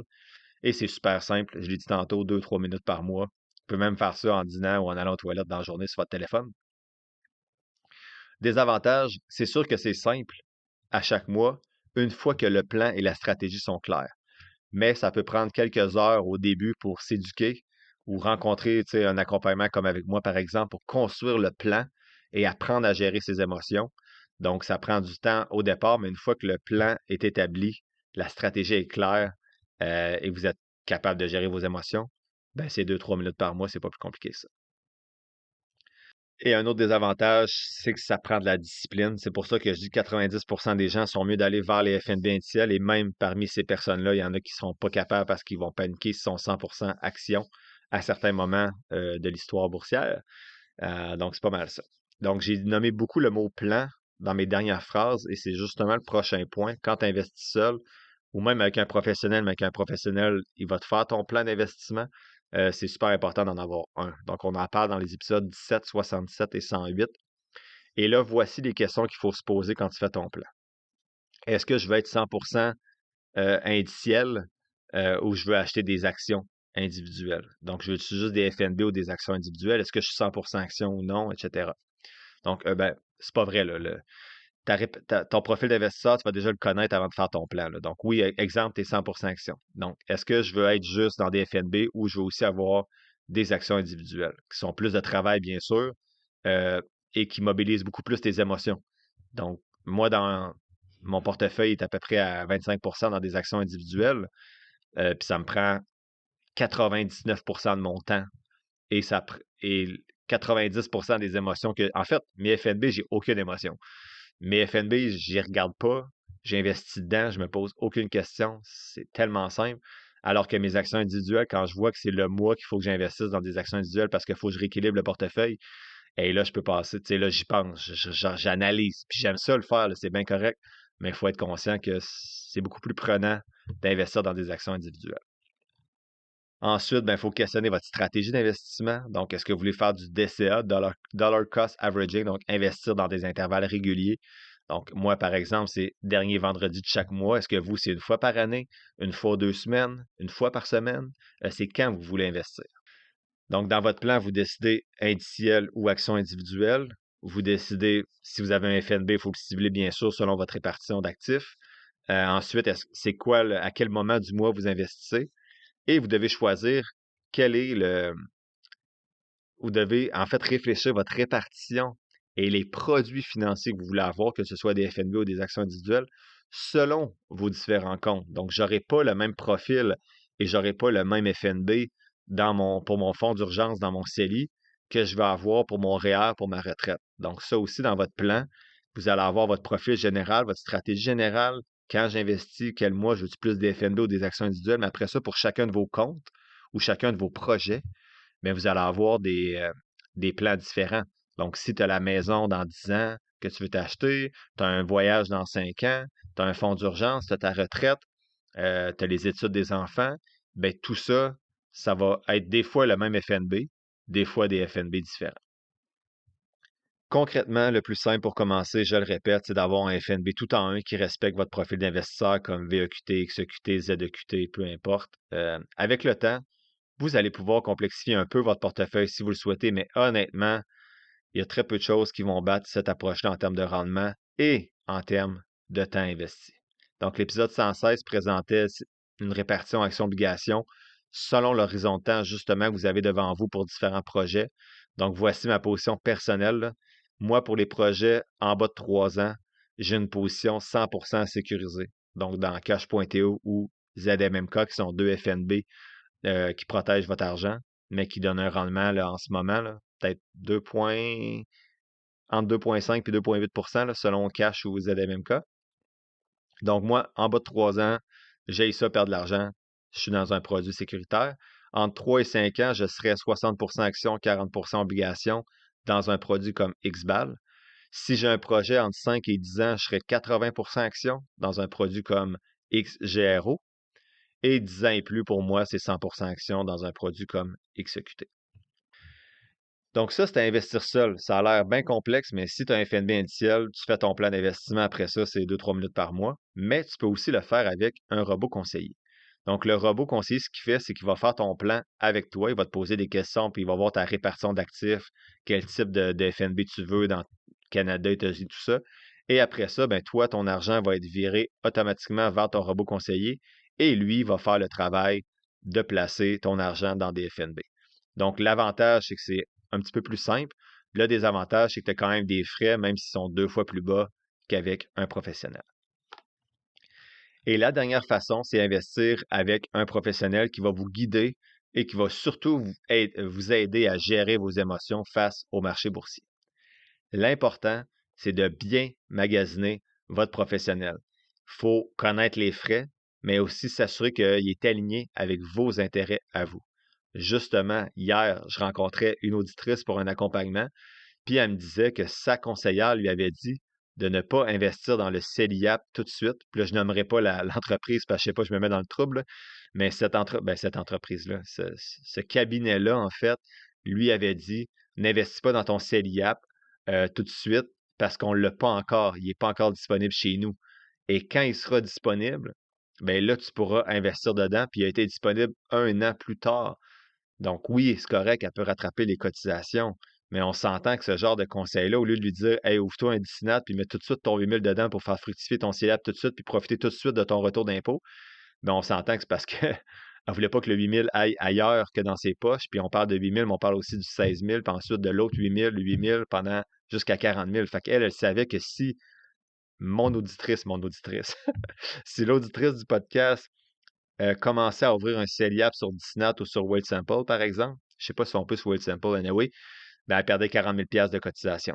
Donc, elle a dit, attends pendant 1 an, puis après, on mettra tout ça dans le CELIAP, dans mon cabinet. Donc, quand on parle d'intérêts alignés avec les vôtres, assurez-vous que le professionnel travaille un peu pour vous, pas juste pour lui. Il y a certaines études qui montrent que les rendements peuvent être supérieurs avec les professionnels, mais attention au conflit d'intérêts dans ces études-là. Et surtout, je crois que les gens manquaient d'éducation financière. Je pense que si vous êtes en mesure de développer votre littératie financière, oui, un professionnel peut vous aider dans plein de choses, mais je pense que si vous développez cette littératie-là, vous allez être en mesure d'investir dans des FNB et de battre les rendements des professionnels. Développer votre éducation financière, c'est votre littératie financière, ça vous permet aussi de poser les bonnes questions à votre professionnel. Donc, pourquoi c'est 2,5 de frais dans des fonds communs alors que je pourrais te payer moins de frais, 1 au total, avec le produit et tes frais de service si tu investis dans des FNB. Donc, j'apprécie avoir ton conseil, mais pourquoi je ne peux pas en profiter à travers des FNB plutôt que des fonds communs de placement? Donc, c'est des questions qui vont se poser puis que vous allez être en mesure d'apprécier les réponses que vous obtenez si vous développez votre littératie financière. Idéalement, on serait avec un conseiller, un professionnel qui est payé à l'heure, un planificateur financier payé à l'heure plutôt que par des frais de gestion. Par contre, ces professionnels-là sont difficiles à trouver. Il n'y en a pas beaucoup qui proposent cette façon d'être rémunéré-là. Ça s'en vient tranquillement, je pense, mais j'en ai pas beaucoup. Si vous êtes un planificateur financier qui offre ce service-là, m'écrire, s'il vous plaît. Je pourrais vous référer lorsque quelqu'un veut vraiment quelqu'un payé à l'heure qui propose des FNB. Je ne pense pas recevoir beaucoup de courriels par rapport à ça. Ça nous amène aux frais de gestion. Donc, bien sûr, quand vous investissez avec un professionnel, il y a beaucoup d'avantages. Gestion des émotions, c'est la façon la plus simple d'investir. Vous n'avez rien à décider à part répondre aux questions de votre professionnel. Le principal des avantages qui vient avec ça, c'est les frais de gestion. Donc, les frais élevés peuvent réduire de moitié votre portefeuille sur 30 ans. Donc, les fonds communs coûtent cher et profitent surtout à l'institution et aux conseillers. Dans l'épisode 63, il y a une petite citation qui me faisait rire. My investments put 3 kids through university, Unfortunately, they were my advisors' kids. Donc, c'était pas facile. Il y a plusieurs mots dans cette citation-là en anglais qui sont pas ma force. Les TH puis les. Bref. Mais en gros, ce qu'il dit, c'est mes investissements ont permis de mettre 3 enfants à l'université. Malheureusement, c'était les enfants de mon conseiller. Donc, je la trouvais bien drôle. Je vous donne des exemples concrets aussi pour comparer là, les fonds communs par rapport au rendement de certains FNB que j'avais fait dans l'épisode 1 avec le portefeuille d'un de mes amis. Donc, si mon ami investait dans son CELI sur 30 ans, s'il restait dans le fonds commun qu'il était à ce moment-là avec Desjardins par rapport à un FNB tout en un indiciel, ben on avait fait le calcul avec les rendements estimés. Il y aurait eu 185 000 dans son CELI au lieu de 1,1 million. Pour le REA de ses enfants, il y aurait eu 58 000 au lieu de 89 000 dans le FNB. Et pour son REA, il y aurait eu 808 000 au lieu de 2,5 millions avec le FNB. Donc là, c'est vraiment des chiffres qui font peur, mais c'est pas une comparaison juste, là. C'est vraiment avec le produit qu'il y avait et un FNB tout en un qui était quand même performant, qui est exécuté. Mais même avec les rendements identiques. Donc, même si on prend le même produit là, avec votre conseiller puis vous, les deux produits font 8 de rendement. C'est pareil, ils sont dans les mêmes compagnies. Mais qu'on ajoute 2 de frais annuels sur 30 ans, si tu l'investis seul, on va dire que tu arrives à 872 000. Si tu investis avec ton conseiller, tu finis avec 558 000. Donc, c'est quand même 314 000 de différence. Donc, sur 30 ans, le frais de gestion de 2 qui est si petit vous gruge quand même 36 de vos rendements. Donc, si vous avez 5 minutes par mois pour gérer vos FNB indiciels, vous pouvez éviter ces pertes-là. Pour ceux qui ne veulent pas gérer eux-mêmes, choisissez judicieusement votre conseiller. Je vous rappelle, j'avais fait le petit calcul à un épisode. Si vous mettez 5 minutes par mois, c'est 1 heure par année pour investir dans des FNB. C'est 30 heures sur 30 ans. Donc, 30 heures pour économiser 314 000 c'est 10 500 de l'heure. Est-ce que ça vaut la peine pour 10 500 de l'heure de prendre un petit peu de temps, de lire des livres, d'écouter des podcasts, de développer votre littératie financière?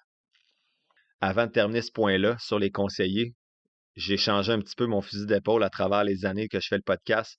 Avant, vous l'avez remarqué probablement, j'étais très investissement autonome, contre presque les professionnels. Avec le temps, les accompagnements que je fais, je me rends compte qu'il y a des gens qui ne sont pas en mesure de gérer eux-mêmes leurs finances, qui m'écrivent des courriels aux 3 jours pour savoir si c'est dangereux en ce moment la bourse, peu importe. Donc, ces gens-là, je leur dis, tu devrais écrire un professionnel. Donc, il ne faut pas comprendre que je suis contre les professionnels financiers. Je suis contre les crapules du domaine financier. Donc, tu en as des excellents planiers financiers. Vous l'entendez sur différents podcasts qui ont l'air de faire un super travail. Mais il y en a, en tout cas, moi, les gens que je rencontre ont des professionnels exécrables. Donc, devraient changer de professionnel puis magasiner un meilleur professionnel. Donc, c'est pas mauvais de faire affaire avec un professionnel. En fait, la plupart des gens pourraient probablement faire affaire. Tu sais, ma mère, je lui dis pas d'aller sur Disney là, pour faire ses investissements à retraite. Là. J'ai dit, garde ton professionnel, mais je la guide sur certaines questions à poser, notamment le professionnel de ma mère. Lui a fait prendre sa rente RRQ à 60 ans. C'est ça qu'on a le droit. Bref, ça a changé, mais ma mère, quand elle a pris sa retraite, je pense que c'est à 60 ans. Donc, elle a pris sa rente RRQ à 60 ans, alors que le CELI, le REER de ma mère sont pleins. Elle aurait pu vivre facilement jusqu'à 70 ans sans prendre ses rentes, mais son professionnel il lui a fait prendre ses rentes à 60 ans. Puis quand on a parlé de ça il y a 2 ans, on ne parlait pas d'argent, moi, ma mère, avant qu'elle découvre que j'ai le podcast, donc on en parle beaucoup depuis. Puis ben, j'ai dit, ben, tu sais, c'était une erreur, c'est pas grave, mais tu sais, c'est fou, là. Avec sa rente, puis son fonds de pension, elle n'a même pas retiré une scène de CELI puis de REER là, depuis qu'elle est à retraite. Là. Elle n'aurait pas eu besoin de prendre cette rente-là à 60 ans. Fait que ça, vous voyez, c'est le genre de mauvais conseil reçu par quelqu'un qui travaille à la banque. Donc, c'était pas une conseillère indépendante, là, c'était vraiment quelqu'un qui venait d'une banque. Donc, c'est ça, je ne suis pas contre les professionnels, je suis contre les mauvais professionnels. Comme il y a de mauvais enseignants, comme il y a de mauvais avocats, c'est pas propre à ce domaine-là, mais assurez-vous de... On va dire que pas que ça a moins d'impact. Tu sais, mettons, cette année, je vais pas aller dans trop dans... Bref, il y a des années que vos enfants vont avoir un mauvais enseignant, on va dire, en musique. Ben, c'est plate, là, il perd une année d'apprentissage potentiel en musique ou en éducation physique ou en arts plastiques ou peu importe, en mathématiques. C'est plate, il perd une année potentielle d'apprentissage. Mais il va avoir un autre enseignant l'année prochaine. Puis la majorité des enseignants font un bon travail, comme la majorité des professionnels du domaine financier font un bon travail. Fait que ça se peut qu'une année, votre enfant ait un mauvais enseignant, mais ça ne va pas influencer toute sa vie. Alors que vous, quand vous choisissez votre mauvais professionnel puis vous le gardez pendant 30 ans, vous perdez 314 000 sur votre 800 000 Fait que ça a un impact beaucoup plus grand sur votre retraite que peut avoir un mauvais professionnel dans d'autres domaines. J'ai pas fait le tour de tous les professionnels possibles, mais mettons que moi, je suis un mauvais prof à l'université, puis que dans mon cours sur l'évaluation, je donne un mauvais cours à mes personnes étudiantes. Mais regarde, c'est un cours parmi 40 cours qui n'aura pas été bon. C'est plate, mais ça n'a pas un si grand impact sur leur vie personnelle pour la suite de leur parcours de vie, alors qu'un mauvais conseiller financier, ça peut avoir un grand impact. On dirait que je parle depuis 4 minutes pour dire la même chose. Je suis désolé. Je vais enchaîner avec la suite de l'épisode. Donc, ce qui est important quand vous investissez, c'est de profiter de la fiscalité. Donc, il faut investir d'abord dans les comptes qui sont fiscalement avantageux. On l'a vu tantôt avec la gestion des surplus, là. Tu sais, un coup que tu as remboursé tes impôts, tu as payé tes grosses dettes, tu as ton fonds d'urgence, bien là, c'est le temps d'investir dans les. Puis tu as cotisé à ton fonds de pension ou ton REER collectif avec l'employeur. Là, c'est la 5e étape, c'était cotiser dans les comptes fiscalement avantageux. Donc, je vous les présente rapidement. Le REER, vous le savez, ça permet de diminuer ton revenu imposable. Donc, exemple, Ginette gagne 40 000 elle cotise 1 000 dans son REER, elle est imposée à 30 elle va recevoir un retour d'impôt de 300 $. L'avantage dépend beaucoup du taux d'imposition et les cotisations vont s'accumuler. Donc, il vaut mieux attendre de cotiser un REER quand vous avez un revenu plus élevé. Il y a beaucoup d'autres détails à donner sur le REER, mais je ne vais pas trop dans le détail. Présentement, on a jasé en masse dans les épisodes 4, 5, 38, 45 et 87. Le CELI, c'est de l'argent qui a déjà été imposé. Donc, quand tu vas la placer, tu ne reçois pas un retour d'impôt, mais tes rendements ne vont jamais être imposés. Donc, les retraits, donc exemple, si tu mets 100 000 dans ton CELI et tu as fait 10 000 de rendement, quand tu vas le retirer à la retraite ou n'importe quand, ce n'est pas imposé. C'est comme le REER. En fait, c'est pas comme le REER parce que le REER, quand tu vas retirer ton argent à la retraite, tu vas être imposé. C'est comme si tu ajoutais ce gain-là à ton revenu annuel, alors que tu l'avais enlevé plus tôt dans ta vie. Donc, tu as profité pendant plusieurs années d'argent. C'est comme si on te faisait un prêt gratuit sur long terme, mais qu'on t'en faisait repayer à la fin, mais tu en as profité pendant 25 ans. Donc, ça, c'est bien. Mais le CELI, lorsque tu retires l'argent à la retraite, tu n'es pas imposé. Donc, c'est un super outil pour avoir une belle flexibilité fiscale à la retraite. Donc, exemple, tu te verses un salaire de 100 000 à la retraite pour voyager et tout ça. Et une année, ton enfant a besoin d'une grosse mise de fonds pour sa maison, tu veux l'aider. Si tu veux sortir 150 000 pour l'aider de ton REER, cette année-là va te coûter très cher en impôts, puis ça va contaminer pas mal tout ce que tu as fait comme effort fiscal depuis les 15-20 dernières années, alors que si tu sors ton 150 000 de ton CELI, bien, ça ne change absolument rien. On enchaîne le CELIAP pour l'achat d'une première propriété. Ça combine les avantages du REER, donc tu as un retour d'impôt, mais ça combine l'avantage du CELI, donc tous les rendements que tu vas faire pendant le temps que tu vas investir l'argent pour l'achat de ta première propriété, bien, ça ne sera pas imposable quand tu vas le retirer. Tu as le droit à 8 000 par année, puis tu peux le retirer pour acheter une maison, bien sûr. Donc, tu as le droit jusqu'à 40 000 de cotisation dans le CELIAP sur 5 ans. Le régime enregistré d'épargne études, tu as le droit à des subventions gouvernementales de 30 %. Donc, si tu mets 2 500 $ pour ton enfant par année, qui est le maximum par année, tu reçois 750 $ en subvention. Donc, c'est un 30 % de rendement garanti. Il n'y a aucun produit financier, fiscaux qui accote ça. Donc, c'est pour ça que je dis que si tu as des enfants, mon opinion à moi, c'est que tu devrais maximiser le REER et voir ça comme un investissement à moyen terme parce que tu n'auras pas besoin de sortir d'argent de tes poches ensuite pour aider ton enfant aux études. Bon, il y a d'autres comptes. Le compte non enregistré, c'est pas d'avantages fiscaux particuliers. Là, c'est juste un compte où tu investis puis tu es imposé sur tes rendements. Le fonds de travailleur FTQ, c'est pas un type de compte, mais c'est un outil d'investissement. Vous savez c'est quoi? Tu as un 30 %, si je ne me trompe pas, de retour d'impôt supplémentaire quand tu cotises au fonds FTQ. Donc, c'est intéressant pour le REER. Tu as comme ton retour d'impôt REER plus le retour d'impôt FTQ. J'avais fait certains calculs là, dans des épisodes pour comparer FTQ avec investissement autonome, qu'est-ce qui était le mieux. Puis j'arrivais que c'était mieux investir de façon autonome. Puis là, les gens m'écrivent « Hey, je devrais-tu continuer quand même à cotiser mon 5 000 FTQ? » Honnêtement, il y a des auteurs qui disent que c'est mieux FTQ. Il y a des gens, il y a des gens comme moi qui disent que c'est mieux investir de façon autonome, mais vous vous trompez pas avec la FTQ. Là. Vous êtes vraiment mieux investir FTQ que d'investir avec, mettons, un professionnel avec 2,5 de frais de gestion. Là, je devrais faire ce calcul-là pour comparer. Assurément, vous êtes mieux avec la FTQ. Mais bon, c'est vraiment pas un mauvais produit. Là. Vous êtes ceux qui veulent m'écrire pour me dire je devrais-tu continuer. Oui, c'est pas un mauvais investissement, la FTQ. Ensuite, il y a le fer. Le fer, c'est vos REER qui se transforment en fer à 71 ans, puis vous êtes obligé de retirer un certain montant chaque année. Et il y a le REI, le régime d'épargne, études, invalidité. Je ne suis pas sûr que je le nomme comme il faut, désolé. Mais c'est un petit peu comme le REE, mais c'est pour les personnes en situation d'invalidité ou d'handicap. Donc, j'en parle à l'épisode 87 et dans l'épisode 16 des abonnés. Et dans l'épisode 138, je faisais le combat REER contre CELI.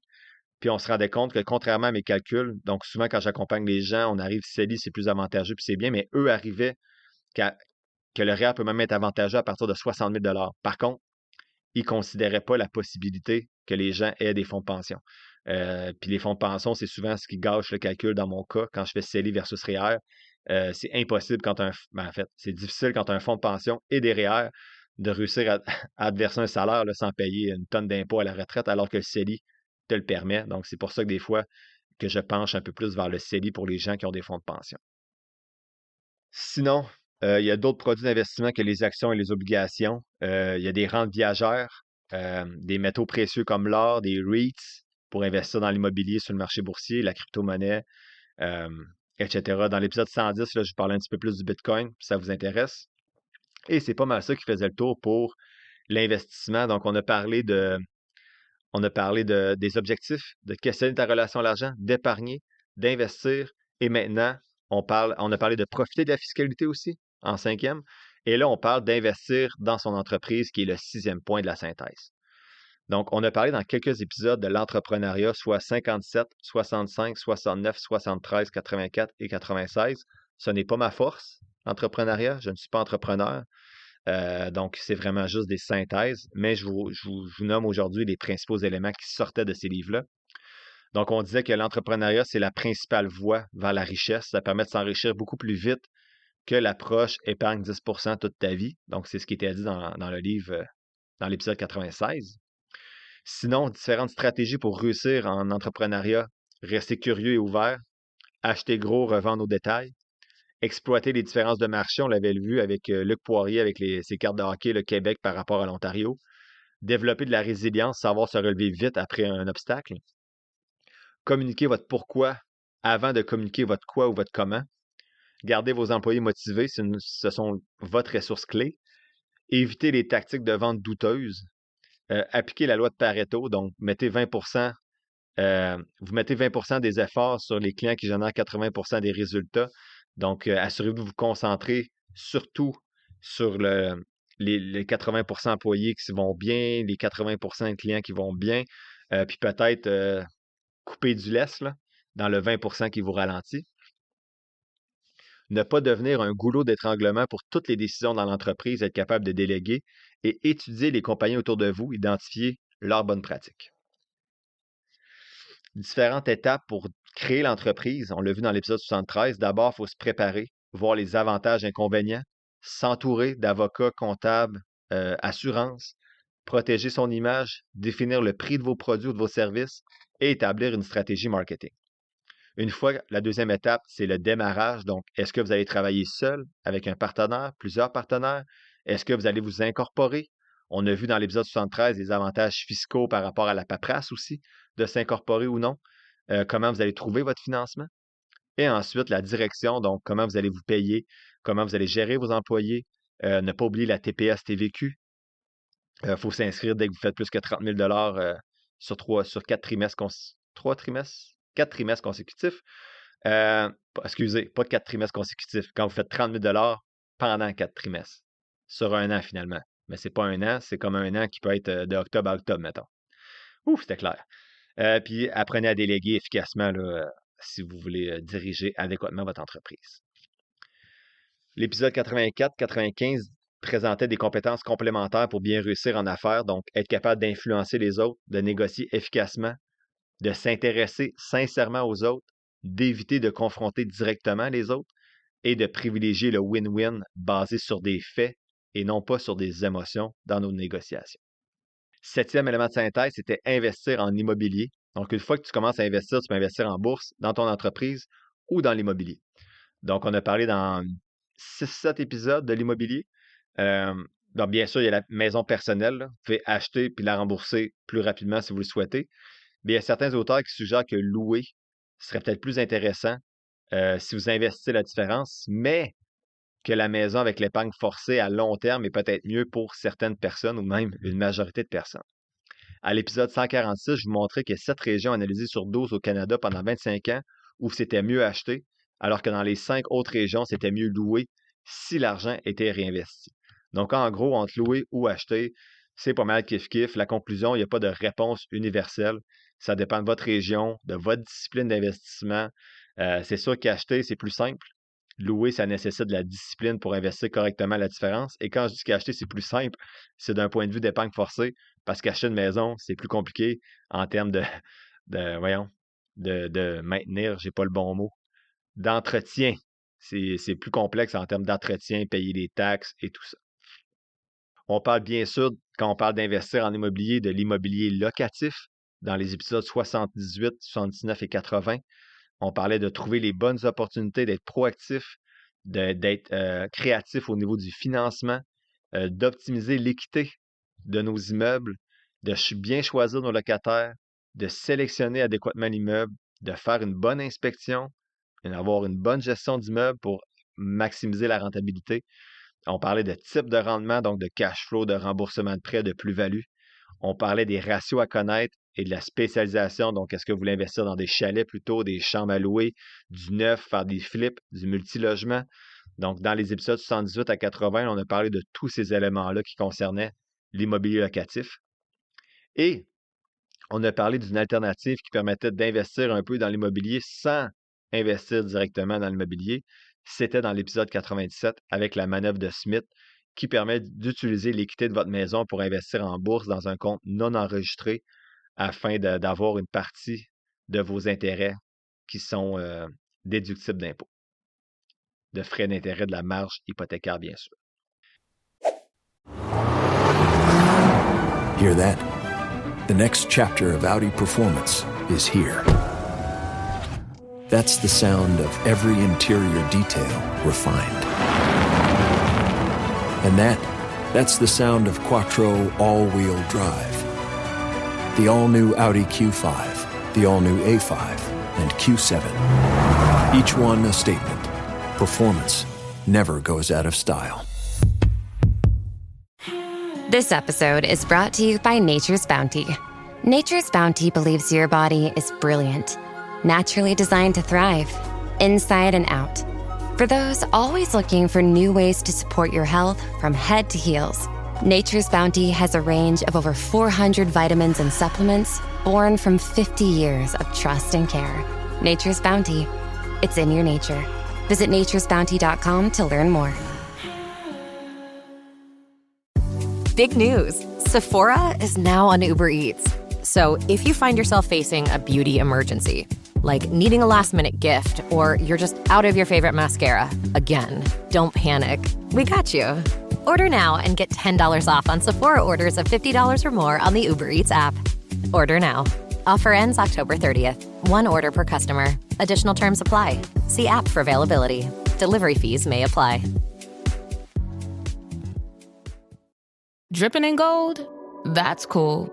Dripping in Velveeta's supremely creamy golden cheesiness? That's respect. Elevate your drip with Velveeta's range of outrageously delicious dips and dishes. Shells, cheese, melty blocks, and heat and eat queso that go all in on indulgence. Flex on your fam with a creamy, cheesy masterpiece and go all in on what you love with Velveeta. Respect the drip and satisfy your cravings. Bring home the drip with Velveeta. Experience a membership that backs your business journey with American Express Business Platinum. Earn 5 times membership rewards points on flights and prepaid hotels booked on AmexTravel.com. Plus, enjoy a welcome offer of 200,000 points after you spend $20,000 on purchases on the card within your first 3 months of membership. American Express Business Platinum. There's nothing like it. Terms apply. Learn more at americanexpress.com/business-platinum. Point 8, on parlait de l'argent dans ton couple. Donc maintenant, on a fini d'investir. Tu es investi soit sur le marché boursier, l'immobilier ou dans ton entreprise et ça se fait pas mal automatiquement de façon assez simple. Maintenant, comment tu en discutes avec ta blonde ou ton chum qui est encore endetté? Discuter d'argent, c'est souvent tabou, mais c'est pourtant crucial pour éviter les conflits et les mauvaises surprises. Le podcast montrait que parler d'argent ouvre plutôt de belles discussions. Et les épisodes 35, 36, 45, 49 et 66 vous donnaient des pistes de questions à se poser ensemble en couple. Il faut également se fixer des objectifs en couple, des objectifs financiers communs. Il faut parler de la répartition des dépenses. Comment on va-tu faire 50-50 au prorata? Donc, l'épisode 129 lui suggérait l'objectif commun dans un compte. Donc, exemple, qu'est-ce qu'on a en commun? Moi, ma conjointe, c'est la maison, les dépenses des enfants, l'épicerie, tout ça. Ça, c'est dans un compte commun, mais tout le reste devrait être dans des comptes individuels. Donc, ça, c'est une opinion parmi d'autres. Nous, c'est comme ça qu'on fonctionne, même ma conjointe. On est 50-50. C'est ridicule parce que je fais un petit peu plus d'argent qu'elle. On devrait être au prorata. Elle ne veut pas. Donc, ma blonde est trop indépendante. J'ai insisté pour payer un peu plus.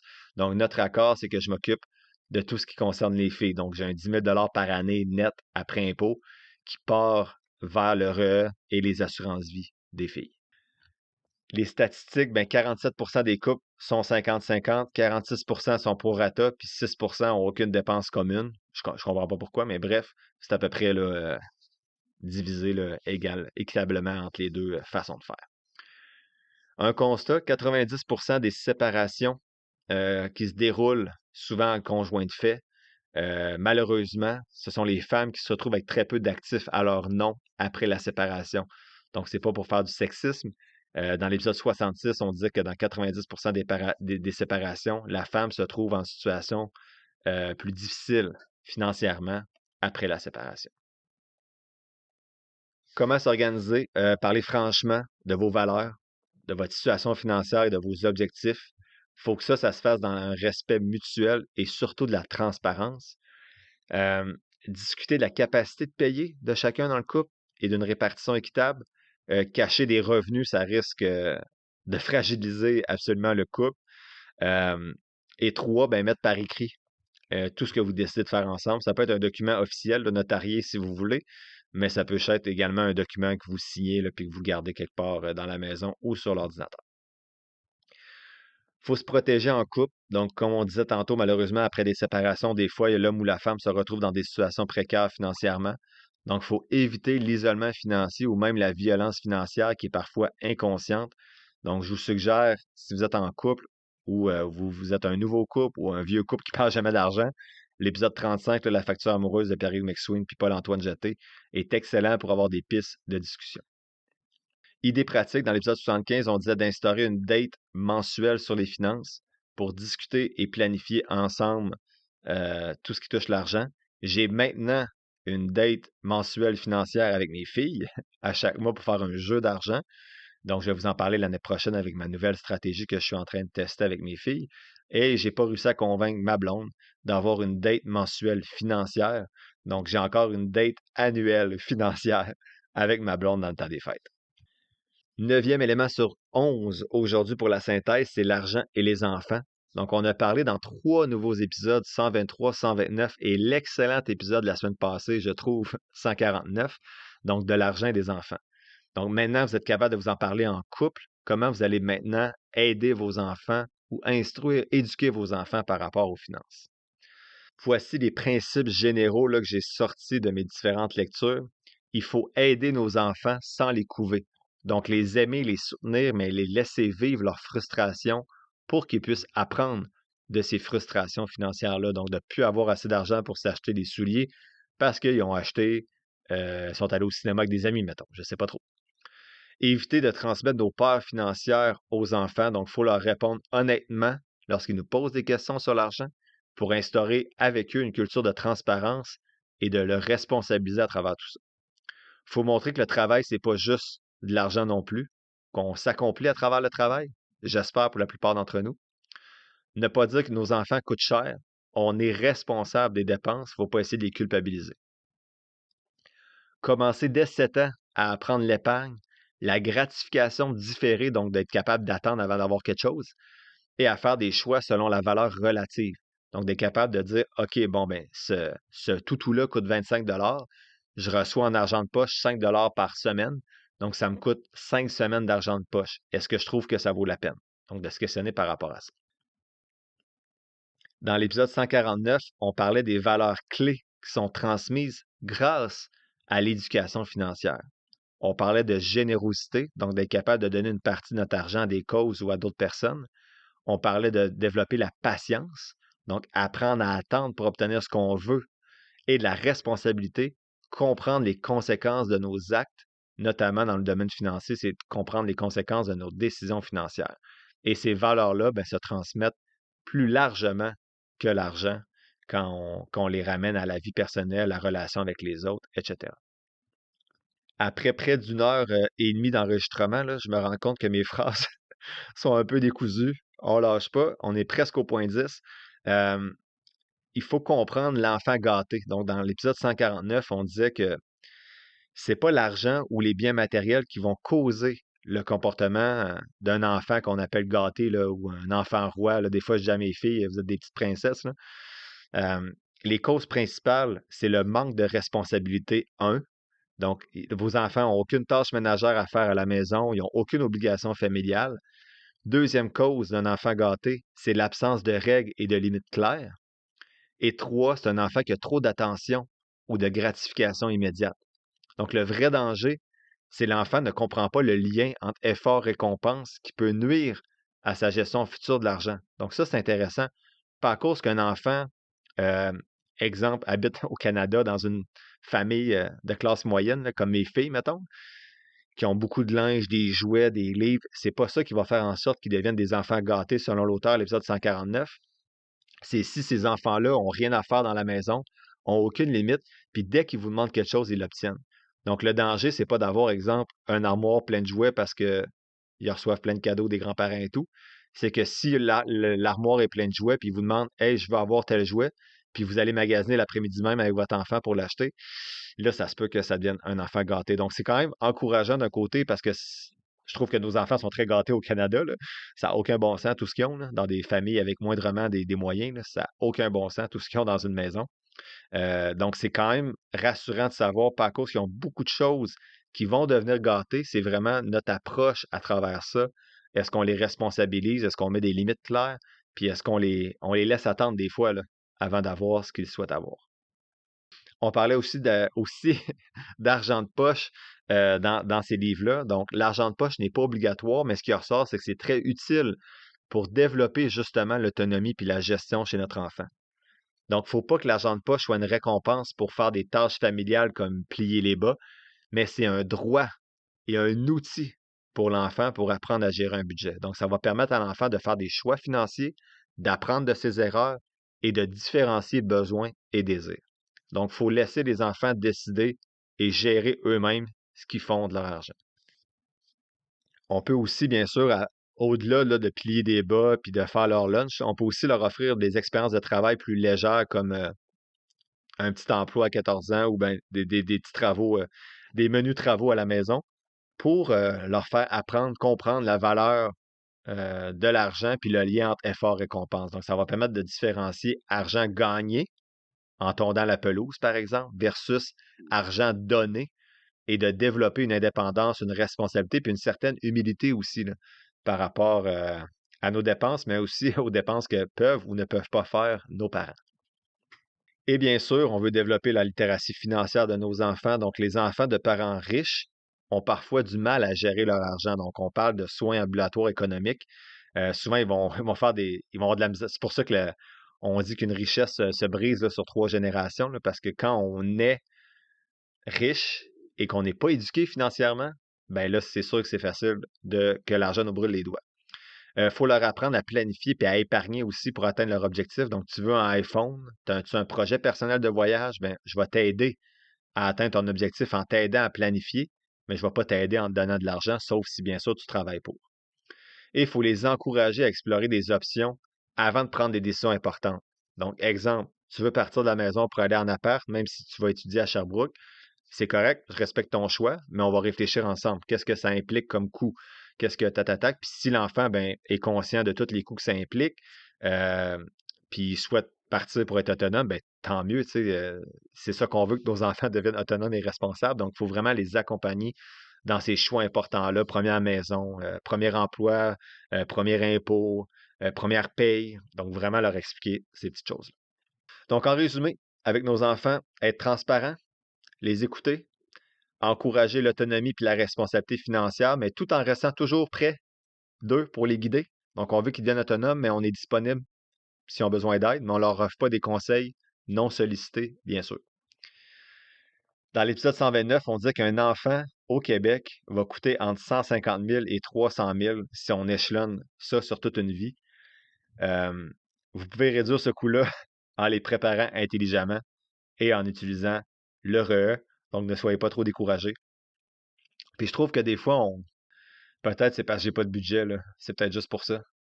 Je trouve des fois, on dit que ça coûte plus cher que ce que ça coûte un enfant. Tu sais, je ne sais pas si on ajoutait les allocations familiales là-dedans, là, ça réduirait de combien le montant. Mais moi, mes filles, honnêtement, là, ça, je dis aux gens qui veulent des enfants au Québec, là, tu sais, jusqu'à 7 ans, je pense qu'on arrivait kiff-kiff, là. Tu sais, nos filles nous coûtaient pas, peut-être 6-7 ans, là, nos filles nous coûtaient pas plus cher que ce qu'on recevait en allocation familiale. Et puis, il y a même certaines années là, que ça coûtait moins cher. Là. Fait que, tu sais, on exagère les choses peut-être des fois, je trouve. Là, c'est sûr que les deux ont commencé le patinage artistique. Là, fait que c'est sûr que là, il me coûte plus cher que les allocations familiales qu'elles reçoivent. Puis là, tu sais, le linge se transmet moins d'une à l'autre aussi. Tu sais, avant, ma plus jeune prenait tout le temps le linge de la plus vieille, mais là, le linge, des fois, est un peu plus magané. Fait que c'est ça, mais je pense que quand on fait preuve d'un peu d'ingéniosité, un enfant, ça coûte pas si cher, mais je sais qu'ils vont sûrement me coûter 300 000 là, parce que je vais sûrement aider mes filles peut-être pour une mise de fonds ou peu importe, mais anyway, j'ai fini ce point-là, j'ai plus rien à dire. 10e point, faire preuve de générosité. Donc, le concept est davantage abordé dans les livres résumés là, entre les épisodes 50 et 100. Le principe, c'est donner du temps ou de l'argent pour aider les autres, tenter d'avoir un impact positif sur l'entourage et sur votre santé physique et mentale, et contribuer en même temps à votre propre bonheur et votre propre bien-être en redonnant aux autres. Avec les enfants, ben, c'est important de leur apprendre la générosité dès le jeune âge. Vous allez voir dans la nouvelle stratégie avec mes filles, il y a 5 de l'argent qu'elles reçoivent chaque semaine qui va dans un petit pot pour des organismes de charité. Et je vais vous annoncer en janvier 2026 des résolutions que j'ai prises pour faire de même avec mes filles. Donc, ils risquent d'avoir 50 mais en fait, je vais l'annoncer en janvier, là, mais il va y avoir maintenant 50 des profits du podcast qui vont aller à des organismes de charité également, mais je vous présente tout ça plus tard en janvier. C'est aussi d'amener les enfants à s'impliquer au-delà de l'argent dans des actions concrètes comme du bénévolat local. Donc, avec mes filles, notamment, depuis que j'ai lu ces livres-là, ben, on distribue les comment ça s'appelle, pour Moisson Estrie. On a comme des petits paniers, des petits sacs là, de carton qu'on distribue aux portes. Les gens mettent de la nourriture là-dedans, puis nous, on va le porter après à Moisson Estrie. Donc, ils ont vu pendant une journée complète, on se promenait en voiture, on ramassait des sacs, on allait les porter. Donc, ça montre un petit peu on est privilégié ici. Vraiment privilégié, puis on se plaint souvent de bien des choses, hein, mais on est né dans un bon pays. Dans mon cas, j'ai eu des parents qui étaient bien corrects, j'ai eu une éducation financière sur le tard, moi-même, mais tu sais, j'étais nourri, logé. Fait qu'on est vraiment chanceux ici, fait que je pense qu'il faut apprendre à donner aux autres. Puis je suis vraiment pas le mieux placé pour faire la morale là-dessus. Là. J'en jasais avec un autre père du quartier quand on faisait notre course l'autre fois, puis lui, il venait d'un petit village quand il était petit, puis c'était comme naturel pour lui de s'entraider dans la communauté. Moi, je viens de Québec. Donc, une plus grande ville, il y avait moins cet esprit-là de communauté, un petit peu plus individualiste. Puis j'ai un petit peu toujours été de même, tu sais, dans ma philosophie. Moi, c'était toujours, est-ce que ma famille est correcte? Tu sais, ma famille passe toujours en premier, puis j'avais tellement peur de manquer d'argent pour ma famille que je n'étais pas prêt à donner aux autres. Mais là, tu sais, maintenant, je me rends bien compte que, puis tu sais, dans tous les livres, ils disent de toute façon, tu devrais apprendre à donner même quand tu n'as rien. Tu peux donner de ton temps, tu peux. Fait que c'est pas mal ça, le chemin parcouru. Fait que je suis vraiment pas le mieux placé pour donner des conseils parce que je ne l'ai pas fait pendant 35 ans, là. C'est redonner aux autres. Je me concentrais surtout sur moi, ma famille. Mais maintenant, je suis prêt à le faire, donc je fais un petit pas.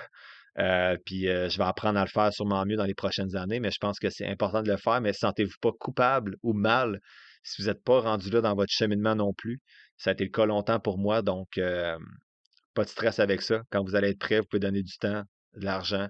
Puis je vais vous partager à chaque année les organismes à qui j'ai donné grâce à vous aussi. Tu sais, il y a des gens qui s'abonnent au podcast, il y a des gens qui écoutent le podcast, qui me permettent d'avoir certaines publicités avec des partenaires. Donc, vous contribuez indirectement à, à ce que je vais donner aux organismes de charité que je vais identifier en janvier. Dernier point, mon Dieu, on est rendu en haut d'une heure et demie. Je voulais faire ça en bas d'une heure. Retraite. Donc, la retraite. Donc, tu t'es rendu à la retraite, bravo, tu veux qu'elle soit confortable. Donc, pour faire ça, il faut que tu aies une projection de tes revenus. Donc, je dis souvent qu'il y a 2 moments clés pour moi pour consulter un professionnel dans le domaine financier. Quand tu commences à investir en début de carrière pour faire ton plan et quand tu approches de la retraite pour faire ton plan de décaissement. Donc, la projection des revenus à la retraite, qu'est-ce que tu vas recevoir comme argent? Ben, tu vas recevoir de l'argent du gouvernement, donc RRQ, PSV. Tu vas recevoir aussi ton fonds de pension ou ton REER collectif si tu avais un employeur.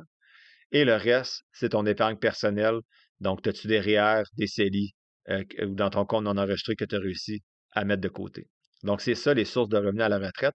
Et il y en a une qui a été ajoutée à l'épisode 139, l'hypothèque inversée. Mais c'est vraiment comme dernier recours. Si tu n'as plus d'argent pour ta retraite, tu peux avoir une hypothèque inversée. Donc, mais l'auteur disait, même s'il trouvait que c'est un produit correct, il disait qu'il faut, idéalement, ça ne se fait pas avant 75 ans parce que là, sinon, la dette va dépasser la valeur de votre bien immobilier. On parle de la règle du 4 à la retraite aussi. Donc, pour couvrir 40 000 par année, il faudrait à peu près 1 million parce que 40 000 fois 25, donc 4 ça donne 1 million. Donc, on a vu à l'épisode 39, pour avoir un rendement plus sûr et ajusté à la réalité actuelle et au contexte canadien, on était peut-être plus entre 2,7 à 3,7 plutôt que 4 Et l'allocation recommandée était de 60-40, donc 60 actions, 40 obligations lorsque vous tombez à la retraite. Par contre, j'ai entendu récemment, je vous l'ai déjà dit, là, mais c'est Benoît qui m'a écrit, qui a écouté le vidéo YouTube que je l'ai écouté, que Ben Félix disait finalement que 100 actions, c'était mieux à la retraite. Je vous reviens avec ça bientôt. Là. J'ai plus de données maintenant pour m'attaquer à ça. Dans l'épisode 131 d'I Zero, on disait qu'il fallait savoir quand arrêter de cotiser, d'investir pour commencer à décaisser ou arrêter d'investir du moins. Donc, j'ai fait le test là, avec l'épisode 131 avec la calculatrice qui était proposée. Et moi, quand j'ai fait le test, c'était l'année passée en Finlande, donc on est en 2023. Quand j'ai fait le test en 2023, quand j'ai lu le livre Die With Zero, j'arrivais à un chiffre, c'est en 2024. 2024, désolé, l'année passée, 2024, j'arrivais à un chiffre que je devais pour arriver à la retraite puis garder le même rythme de vie, je devais épargner maintenant, investir 5 $ par mois. Si je continue à investir, bien sûr, avec mon employeur jusqu'à 60 ans.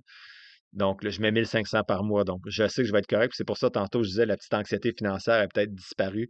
Puis, je suis prêt maintenant à aller vers les autres un petit peu plus. Il faut parler de décaissement aussi ensuite. Donc, la première phase, avant 70 ans, on va utiliser les comptes avec peu ou pas d'impôt. En fait, on va essayer de minimiser l'impôt. On va essayer peut-être de sortir notre REER, le non enregistré.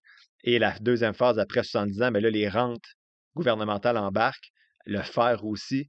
Donc, il va nous rester le CELI pour avoir une petite flexibilité par la suite si on veut retirer un petit peu plus d'argent. Il faut penser à la rente viagère aussi, peut-être pour sécuriser un revenu stable.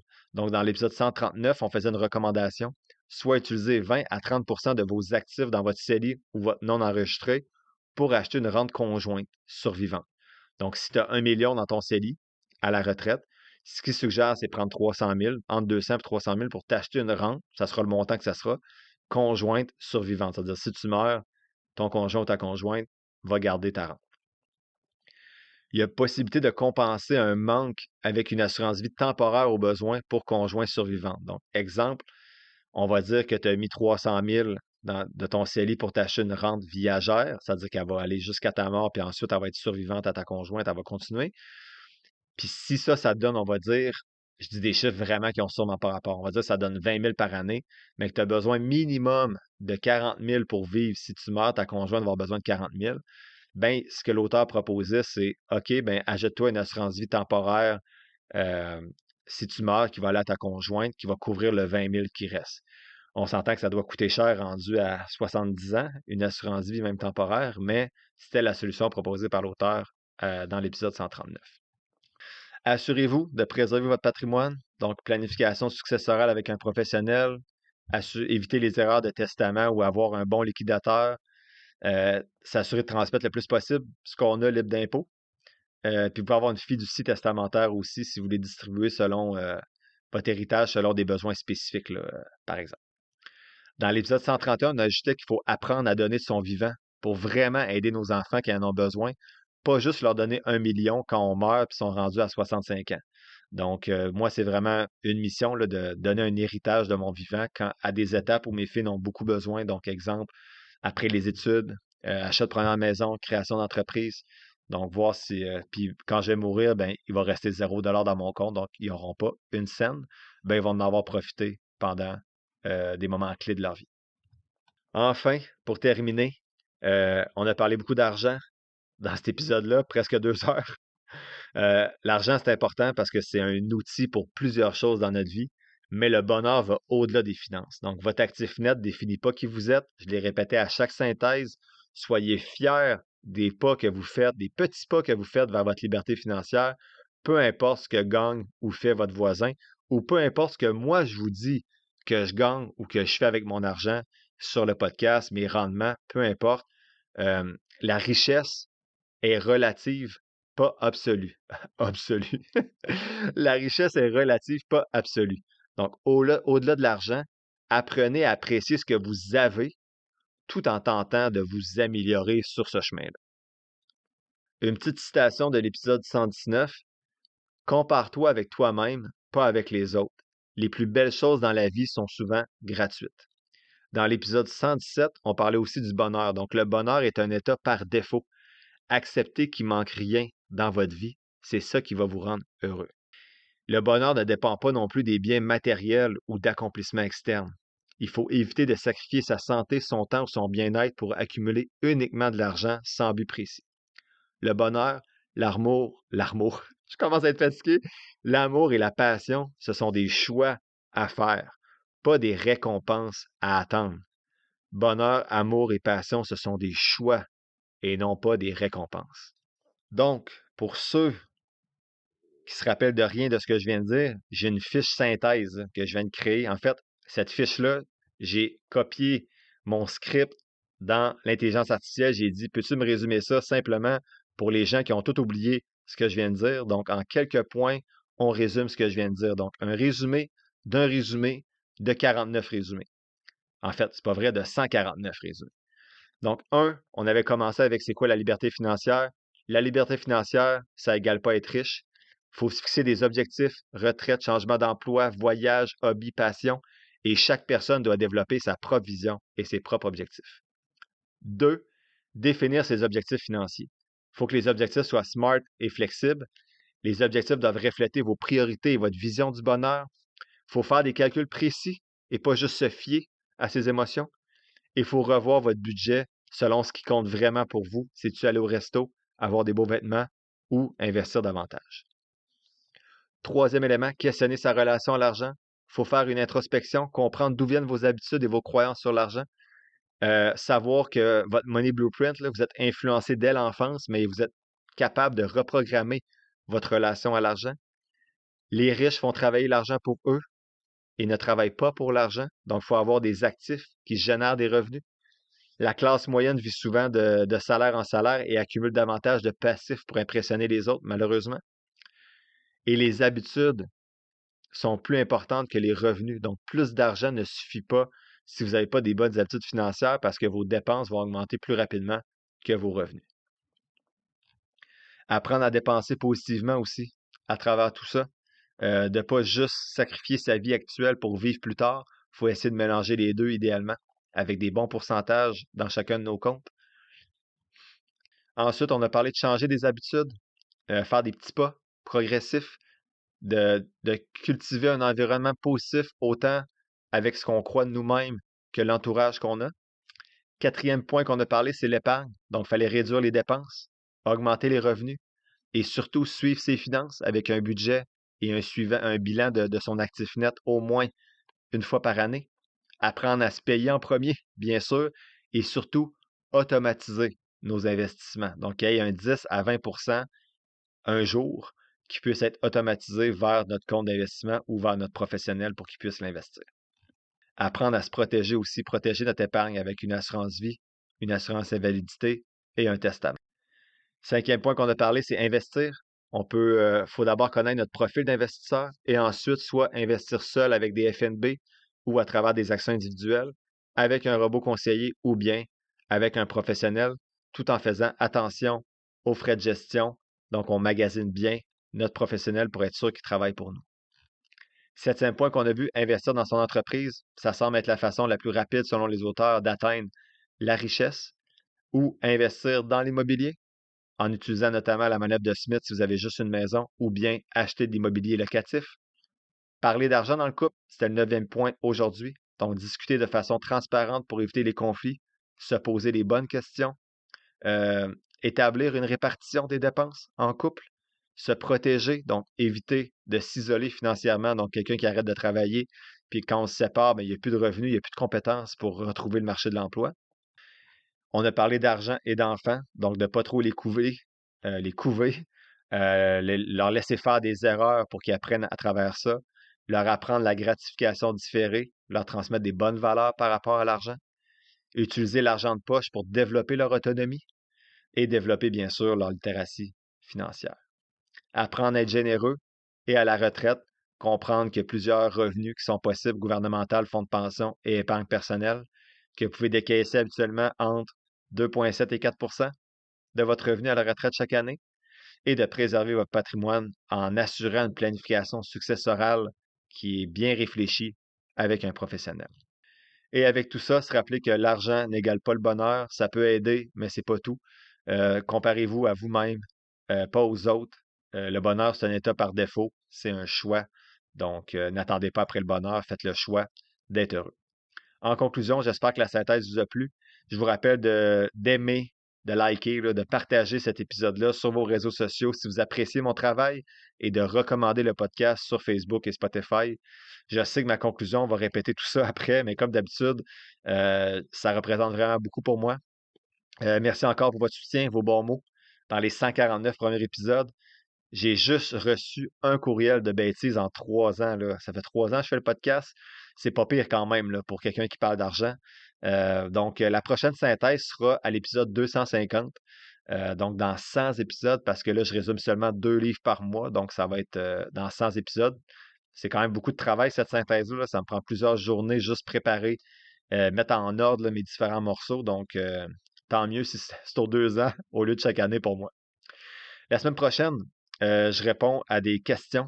Donc, j'ai une question d'Alexis qui me dit « Est-ce que nos placements détruisent le monde? » Audrey, dois-je avoir un compte en USD, en américain, là, sur ma plateforme de courtage? Christelle, elle me pose plusieurs questions en rafale. Chantal, est-ce que les REITs sont un bon produit? Et David, pourquoi ne pas timer le dividende quand on investit? Ce jeudi, il n'y a pas d'épisode d'abonnés. Ça fait des questions pas mal, là. Sinon, par contre, je vais faire mon bilan trimestriel. Donc, je vous explique pourquoi le bilan maintenant trimestriel va être rendu dans les épisodes des abonnés. Il va toujours y avoir en janvier le bilan annuel que vous allez pouvoir suivre mes rendements, qu'est-ce que j'ai fait dans l'année. Par contre, pour les bilans trimestriels, c'est parce que mes chiffres vont être beaucoup plus précis. J'ai décidé d'être encore plus transparent avec le prix d'achat, le prix de vente, les profits qui ont été générés à travers chacune des ventes de mes actions individuelles, la valeur totale de chaque position. Donc, je ne veux pas passer par trop d'écoute. Je ne veux pas qu'il y ait 10 000 personnes qui écoutent ces chiffres-là parce que je vais vous avouer, je ne suis pas sûr ce que j'ai le droit de dire ou pas là, dans ces bilans-là. Donc, l'annuel va toujours être disponible en janvier, mais les trimestriels vont être un peu plus intimes avec les 150-200 abonnés du podcast. Il y a eu beaucoup de mouvements aussi dans les derniers mois. J'ai vendu pour 20 000 $ d'actions dans mes FNB parce que j'ai revu ma stratégie de répartition. Je vais vous en parler jeudi là, aux personnes abonnées et en janvier pour ceux qui ont l'épisode régulier. C'est pas mal ça. Donc, pour le bilan, j'ai notamment vendu mon Medifast après 3 ans de perte. 87% de mon argent a disparu. Donc, je vous explique tout ça jeudi. Donc, ce jeudi, il y a aussi l'épisode 42 qui va être en rediffusion. Donc, The Richest Man in Babylon, écrit par George S. Clason. Donc, comme on dit, c'est une petite semaine pour le podcast. Donc, je vous remercie encore pour ceux qui se sont rendus jusqu'ici aujourd'hui. Puis, on se revoit dans le prochain épisode régulier pour ceux qui ne sont pas abonnés. Donc, mardi prochain. Bye bye. L'épisode tire à sa fin, j'espère que tu l'as apprécié. Si c'est le cas, je t'invite à le partager et à t'abonner au podcast, en plus de mettre quelques étoiles ou de le liker selon la plateforme sur laquelle tu m'écoutes. Tous les liens pour me soutenir sont quelque part dans la description de l'épisode. N'oublie pas que les informations communiquées dans le podcast sont dans un but strictement éducatif, ce ne sont pas des conseils financiers. Je t'invite à consulter un professionnel pour des conseils spécifiques à ta situation parce que je ne peux pas être tenu responsable de tes décisions financières. Comme je le dis depuis un petit bout, je ne suis pas un expert, prends donc pas ce que je dis pour du cash, fais toujours tes propres recherches. Sur ce, merci d'avoir passé un peu de temps avec moi aujourd'hui et on se voit dans le prochain épisode de Finances fondamentales.